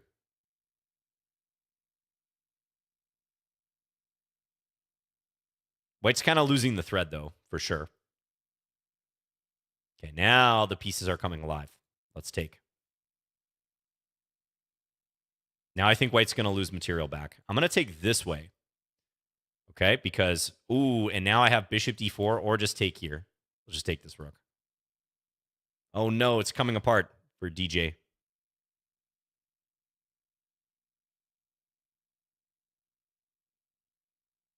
It has come fully apart at the seams.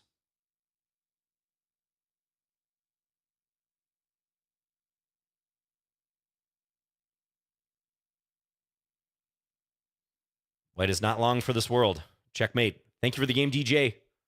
Yeah, tricky variation. You know, if you're facing this for the first time, not simple to make progress. I think you did okay, but Knight D2 felt like a clear step in the wrong direction. The engine does approve of G4, G5. It looks like a risky decision to make, though. Slightly risky, you know? You look like you're getting overextended, but I think that highlights how if you're on the white side of this opening, you probably want to think about ways to break through with your pawns and gain space, because doing it with just your pieces alone is probably not enough against this line. Not quite enough. Yeah, and once we got about here, I was starting to feel pretty good with ideas like that and that coming in. Thank you for the game, though. Very interesting. The Amon Hamilton variation of the England Gambit. Tien Khan, good luck to you. We played before. We got that draw. Yeah, that game. What was that game about? Oh, yeah, I remember this one now. This was pretty recent. That game was fairly recent that we played. This player's tough. Kind of like Schrodinger's queen from earlier. I got to be careful against Tien Khan. We'll play a Khan against Khan. Bishop E2 is not the most fearsome variation. I definitely do not mind facing this line. It's kind of modest. Modest for White in this opening. Play this Scheveningen setup. Skaven engine. White can play bishop F3 and guard, but I already like Black's position. I think Black has a nice setup here. Should I go knight C5? I can try to win that pawn early on, but I think White's going to go queen F3 anyways, so let's just play bishop E7. Now watch for H5. I might get frisky here and play H5. Yeah, let's do it. You can also just castle. Perfectly fine option, but I've had some success playing this way in this opening. It creates the outpost on G4. And if White wants to take that away, they play H3, but that kind of weakens the G3 square. Okay, so now we're going to pounce. Knight G4.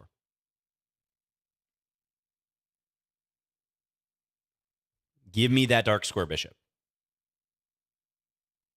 Looks like Fabi versus Naka, some rapid game some years ago. Yeah, you can play H5 early on in a lot of Sicilians.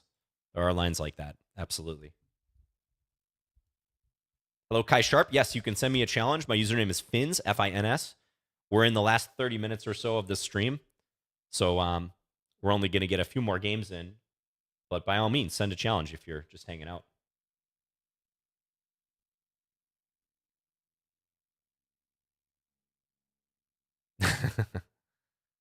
Oh, thank you, Bartleby. Very kind of you to say that. Thank you, thank you. Queen G3. That move looks very awkward. I think I can maybe go here. I mean, why would white play Queen G3? Just to escape this pin, I suppose? I can take 2, but I think Queen F2 is the idea. Somehow, like, this move kind of speaks to me. So I think I'm going to play it. I'm going to refrain from taking right away because I think I'm more or less holding that bishop on the F2 square anyways. Okay, so now this.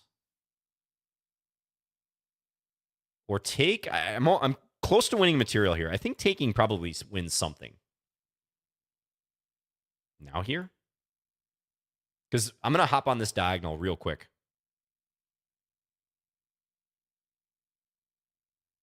There's maybe one way white can get out of this, but it still looks a little sketchy. I think I see exactly one way, though.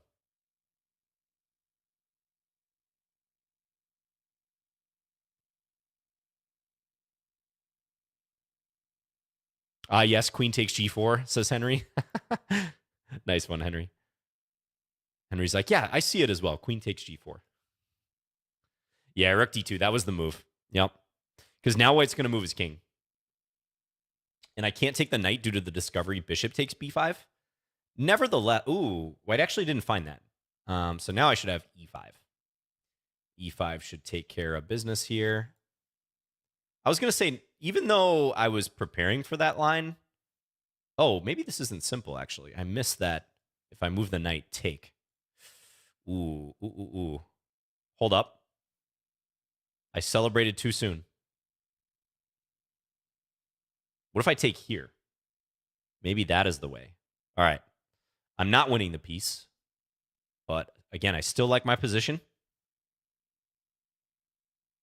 We still like it.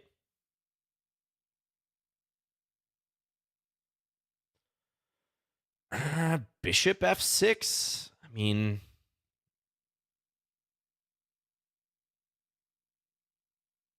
I'm semi-confused right now, I gotta say.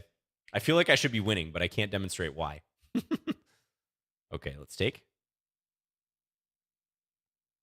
Queen f2. All right, now we're looking at an endgame.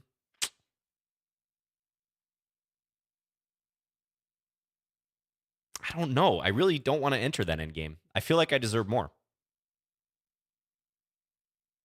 It's a dangerous thing to tell yourself in chess that you deserve something in the position, but I'm going to risk it.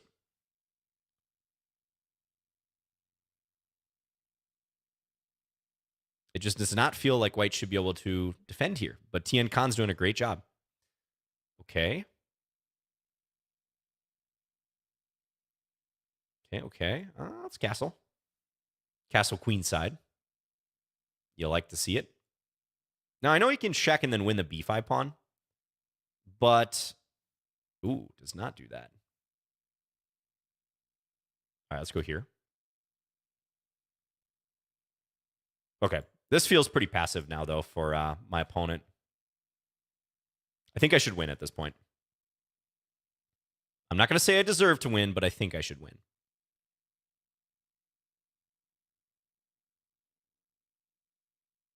Let's go forward, King. We're marching. We are marching. Tien Khan's fast, though. I forgot about that. Very quick player.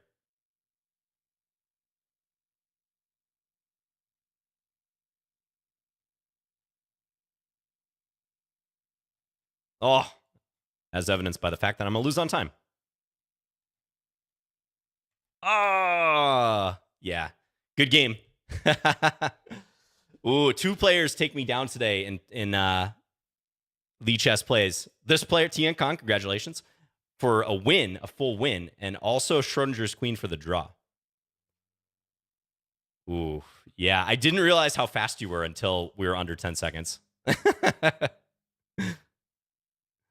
I almost had checkmate, but I couldn't quite pull it off. Oh, I should have just pushed the pawn here. That would have been. Maybe you still flag me if you play rook b2. Good game, good game. Let me analyze that. Let's say back. It really looked like I was winning a piece, but I couldn't figure out how. There was always a defense. But yeah, you can think about h5 early on in Sicilians. That is definitely a possibility. Queen b6 first. Oh, queen b6 first, because then rook d2 just doesn't work because I take with check. And white doesn't have time for this bishop takes b5 move.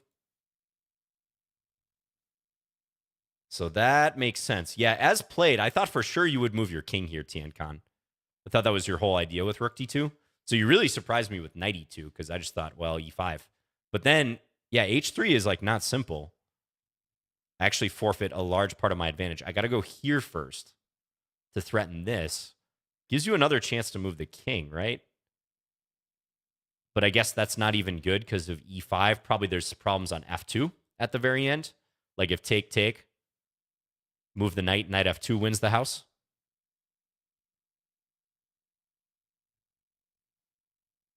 Yeah, okay. So I didn't put the move order together correctly. And actually here, I'm not even better. H takes. Wow. Rook f2 is the move. Threatening on f7. Uh-huh. So complicated middle game. Muy complicado. Good job. You scrambled very well. My king was on the run. Somehow I lost a lot of time here. I didn't play efficiently enough with my pawns. So congrats to Tien Khan. And we're going to have time for a few more games here. Maybe 3 more games. Christopher, good luck to you. What's up, Leopare? I see you in the YouTube chat. Okay, let's play a French. Then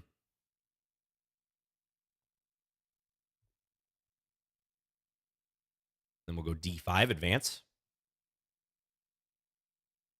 All right. I don't mind playing the advance variation. Maybe I will go, let's go queen b6 first. Maybe I'll do this line where you try to trade the light square bishops early on.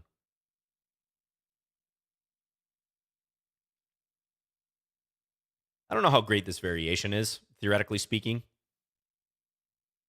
but it's definitely playable. Hello, Sir Sarkis. You've been waiting for a while. Oh, yeah. These challenges, it's not a guarantee that you'll get a game. So I do apologize for that. Thank you for being patient, though, and challenging.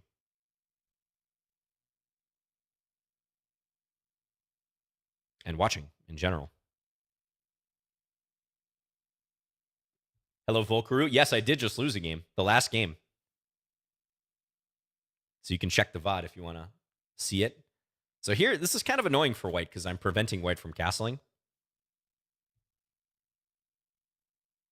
It is a lot of moves to get rid of the bishop, yeah. But then again, the light square bishop is the big problem for black and the French. So it stands to reason that in a position that's kind of closed like this, there haven't been any trades other than the bishops now.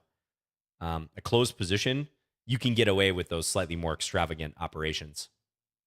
A4. Okay, so now I wonder if I should actually put my queen elsewhere. I'm going to still play it to A6 because I'm kind of curious what Christopher's going to do. I have a feeling I know what white's going to play here, but I want to see if Christopher comes up with it. Yeah, knight A3. That's a good move, I think. Knight A3, I think, is very smart. Because that knight is coming to B5. All right, so let's just play knight C6. And now I got to defend against knight C7, so we'll play the rook over. Is it raining here? It is not, actually. Not from the looks of it. It's been kind of windy. It's what's the temperature right now?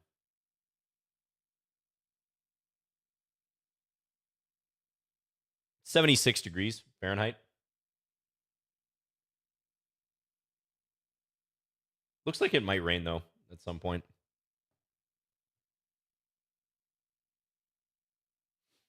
Okay.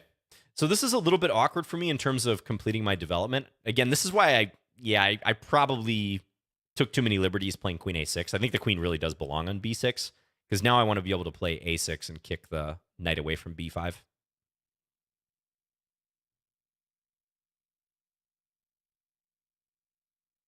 Hello, Momede. Greetings to you.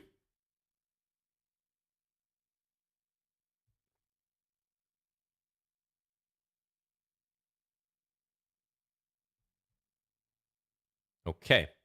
So now, should I play this a6 move? But there's the capture on c5, so maybe I should go here, actually. I think this is a good moment to play c4, which is sometimes a move you see in the French.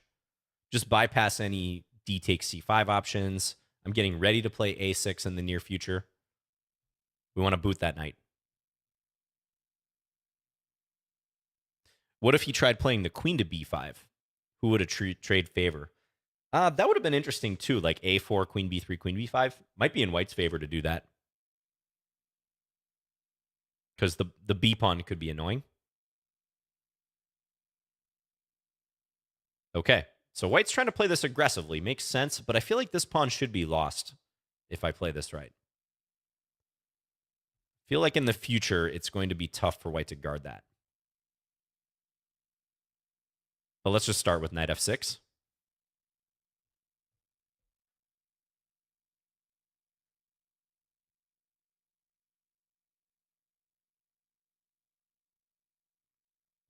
Oh, white's really low on time here. This is how I lose on time too, Christopher. Sometimes I just we just fall asleep at the wheel, right?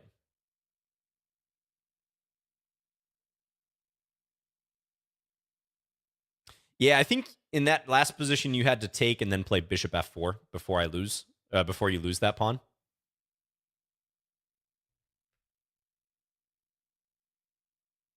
And now white is just too low to do anything. All right. Thanks for the game, Christopher. So I think you found a reasonable plan against this. A3, knight A3, knight B5.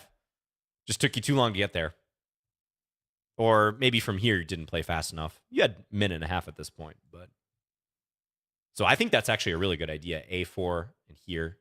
And I fully believe that you're better in this position because I played a lot of moves with my queen as well. That trade was time consuming and the queen is kind of misplaced. Yeah, the engine just says queen d7, queen a5, queen c6, pretty much everywhere but a6.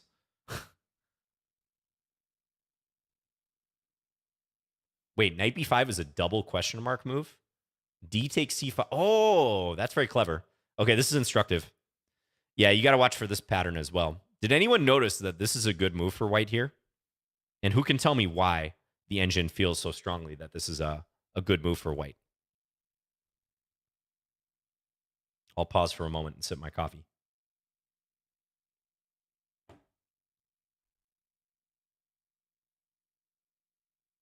Very good. Yes. That is the reason why b4 followed by b5. Our old friend, the pawn fork, coming up to attack two pieces on the same rank with one square in between.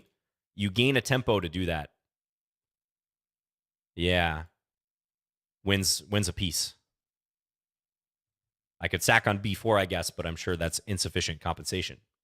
So that's instructive too. You know, I sometimes forget about the d takes c5 option in the French, especially with this pawn structure, because, you know, if you're kind of classically trained in chess and you understand structure, you know that that breaks up the chain. So it's sort of like an ugly move to play. Like you do have to have a good tactical or dynamic reason to do it oftentimes. So I can easily see why neither of us picked up on the fact that this is a good move after knight c6. Yeah, but good game, Christopher. I think if you had more time in this game, you for sure would have done more with this position. Okay. Jan BW, good luck to you. Let's play e4 in this one.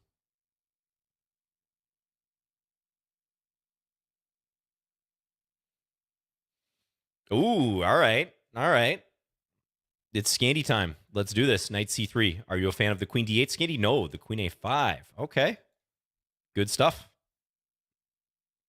We have a queen a5 Scandi aficionado. Early c6 by black. Definitely a playable variation. However, I think in recent years, it's kind of known how white should handle these positions. And for sure, black has to be pretty careful if you go for this e6, c6, bishop f5 stuff. But let's see. Let's see what happens. Okay, so black retreats. I'm going to go knight e5.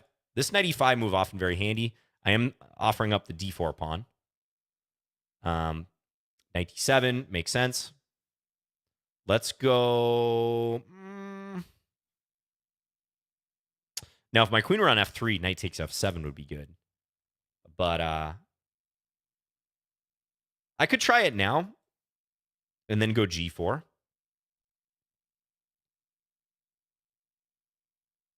It's probably pretty strong, actually. Because bishop g6, queen takes e6. Let's try it. I don't see a problem with it.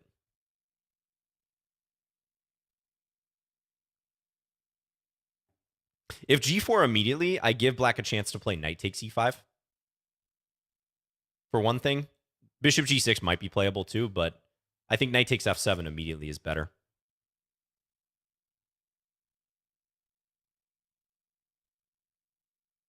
Hello, Egg, checking in from Greece. Greetings to you.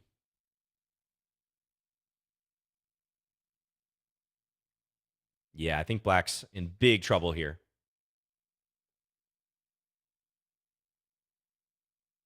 Actually, I think if I were playing black, I'd probably put the queen back on a5 now to meet this with this. But clearly not what you want.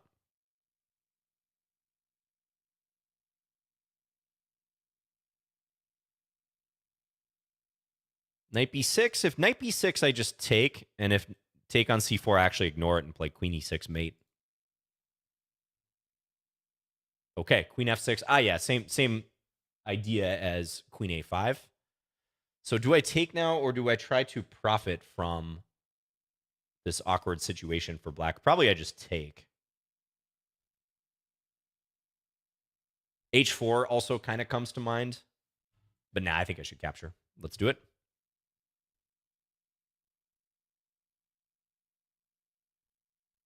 And I think on queen takes, I'll play knight e4.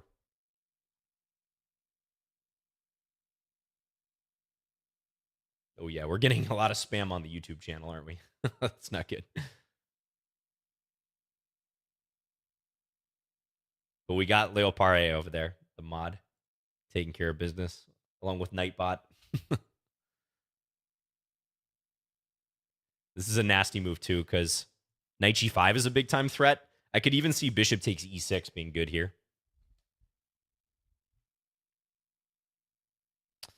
Yeah, bishop g5 in that position, you're right, kind of tempting, but I didn't see, after queen takes g5, I didn't quite see the follow-up. I could take, but feels a little bit sketchy.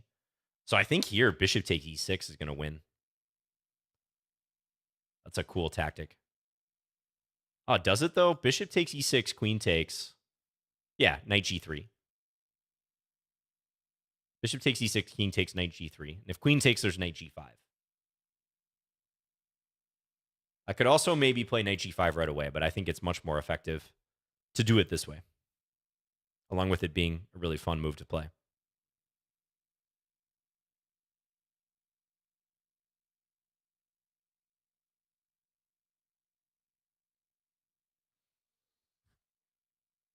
So the knight is the magic ingredient here that makes this work.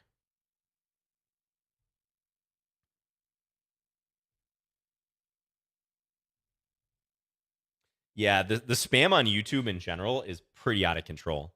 It's pretty bad. I haven't even been posting very much on YouTube, but I notice like spam bots all the time in the comments. I constantly report them. Nice, Jan.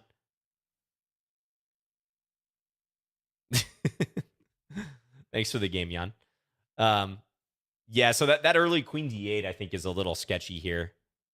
And again, truthfully, the way that I think black should handle the queen a5 Scandinavian these days is play knight f6 and bishop f5, but refrain from playing c6 early on.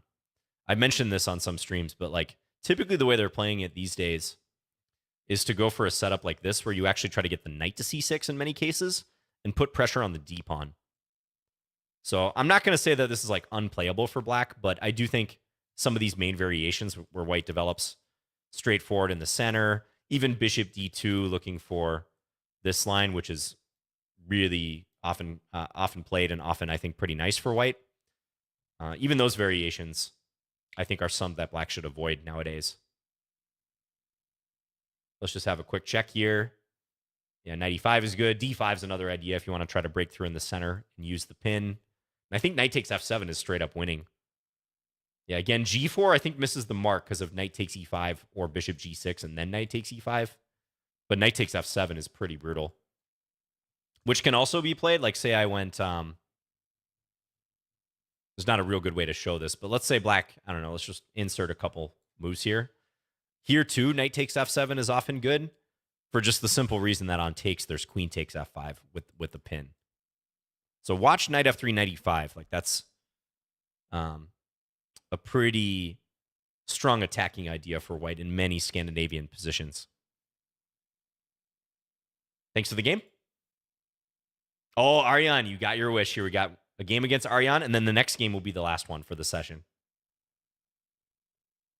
Good luck to you, Aryan. I hope you're not AFK. Hurry, hurry. Oh, Aryan's there.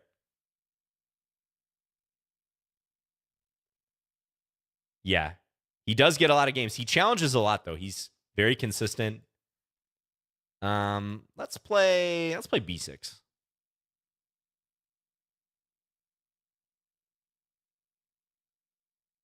This is going to bring us real close to the last game, but I think we'll get one more game in. We got to get one more game in.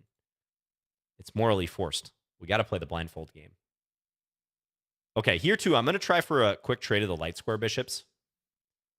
I don't know. Debatable how good this is. Again, just like that French game.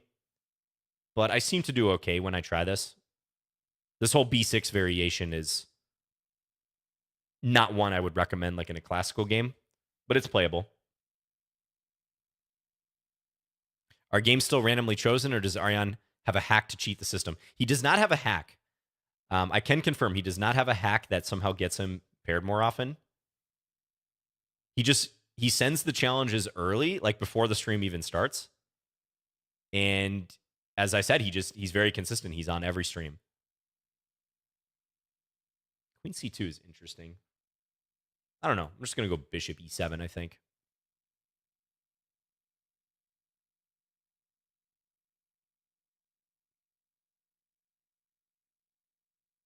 You're AFK, but listening on your phone in case you hear your name. Okay, well, maybe you'll be up. All right, let's advance here. Just throw on h6. I think he's going to play bishop h4, but just to make sure that I can have some luft for my king if I ever castle over there. We'll go knight c6, developing.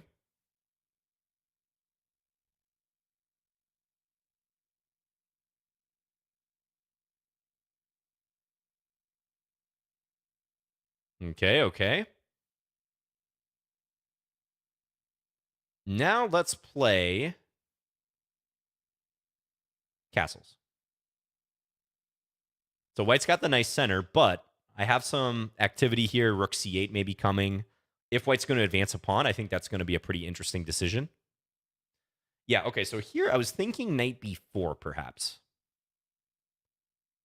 Just running through the capture possibilities in my head. I think I'm fine if white takes my knight. Yeah, I don't know. I might get in trouble with this move, but let's do it.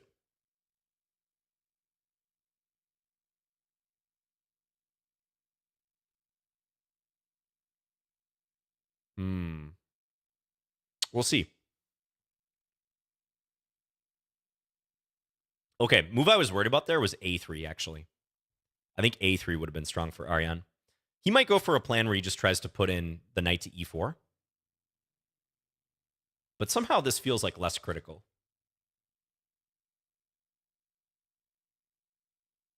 a3, on the other hand, I was a little worried.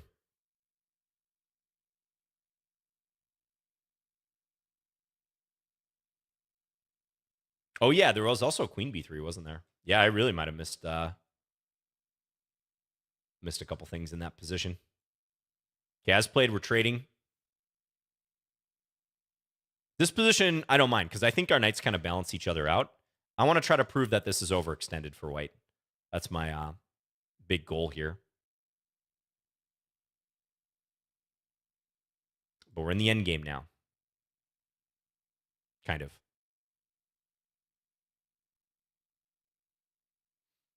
Okay. Let's go here. I got to make sure white's queen doesn't get like towards my back rank somehow. That would be the worst case scenario. But even this move, like white's not really threatening anything, right? These squares are all covered.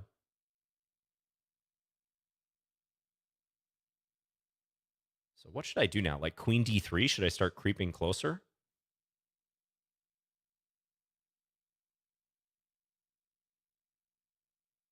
Let's go knight c6. I also need to play faster because Ariane's quick. Ariane is another quick player.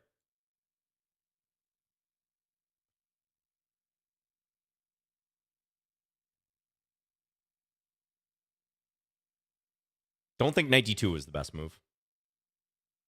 Yeah, it just goes back. Yeah, I don't know what to play here, though. Let's play a5.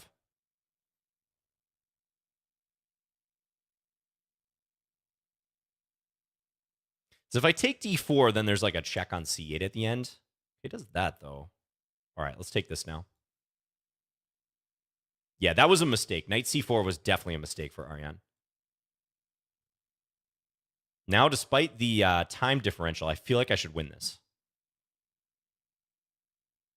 I feel a win.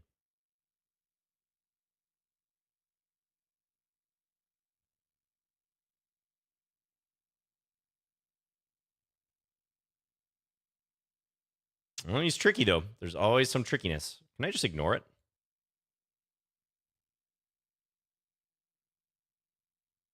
Go promotion. Ah, gotcha. Very nice. Queen g8. All right. Thank you for the game, Ariane. Tough one, tough one. Yeah, very difficult. Complicated middle game. I mean, engine shows I'm better here, but this is tricky with both pair of knights involved. We know the knights are tricky. Maybe I can take here. I don't know. Take. I didn't want to allow this, but this maybe allows some tactical trick at the end. Queen d1, knight f4. Oof, that would have been hard to calculate. Yeah, I do think your best chance was when I played knight b4, knight d5. Queen b3, right? Someone pointed that out in the chat. This was winning. It felt like my knight coordination was kind of suspect here. And the point is, on this, white can simply play bishop takes e7, and my knight is overloaded, trying to defend both. So that was a refutation. But we both missed it. I thought even after queen d2 here, the move a3 would be nasty. Engine agrees. Although I have knight c6. Okay, so I come back here. Yeah, thanks for the game. Okay, let's fire up the blindfold game. I got to set my preferences. We're going to go a little over. But this will be the final game. Bro, 2,300. All right. That just means it's a good challenge. Playing levitating. All right, let's go knight f3. Well, this is rated too. Oh, man. Just my luck. All right. We're in too deep at this point, folks. We got to roll with it. It must be done. Okay, full concentration. Full concentration. Yep, 94. Typical. Let's go queen c2.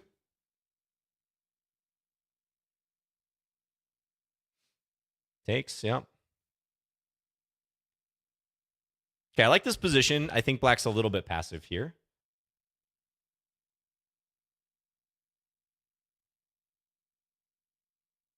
F5. Let's go d4. Or d5 rather. Okay. Just going to develop the bishop. I got to stay relatively close on the clock to have a chance in this game. 2300 is just tough. Straight up. Okay, I'm going to try to creep forward here. That's the plan. A3, B4.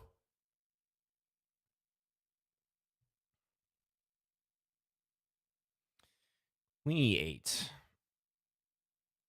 I'm just going to go B4.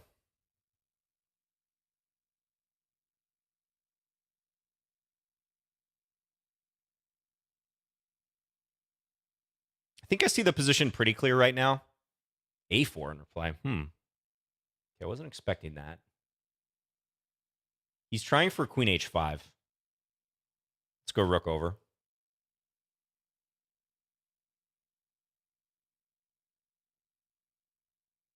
Bishop F6. Can I take on F5? Take on F5. There's E4, huh? Okay. So let's go here.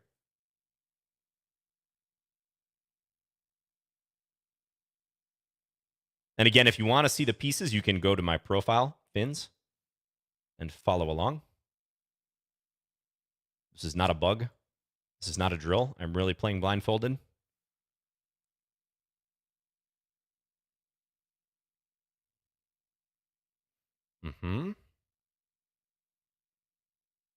Could play F4 here, maybe.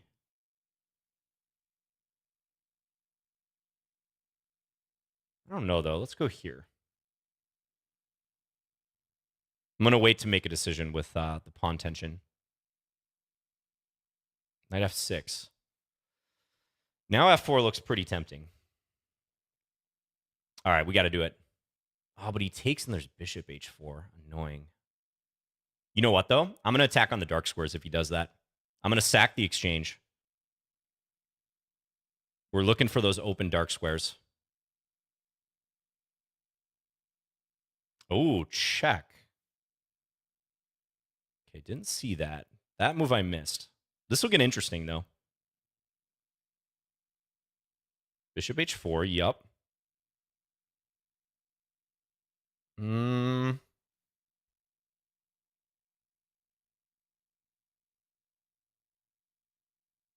F3. This still feels very good for me. Because Black's king is going to be quite weak here. Queen goes back, yup. All right. Let's give up the E2 pawn if my opponent wants it. Knight G4? Really?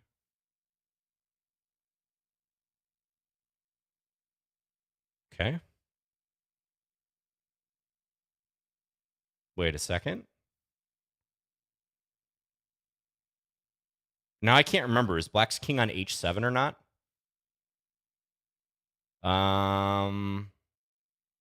It might be. I'm going to try it. Black's king might be on H7.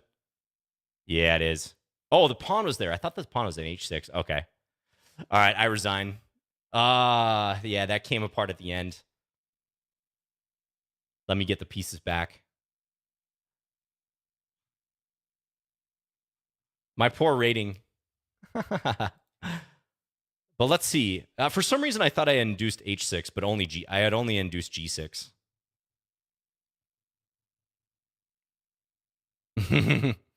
Well, let's see what the eval is.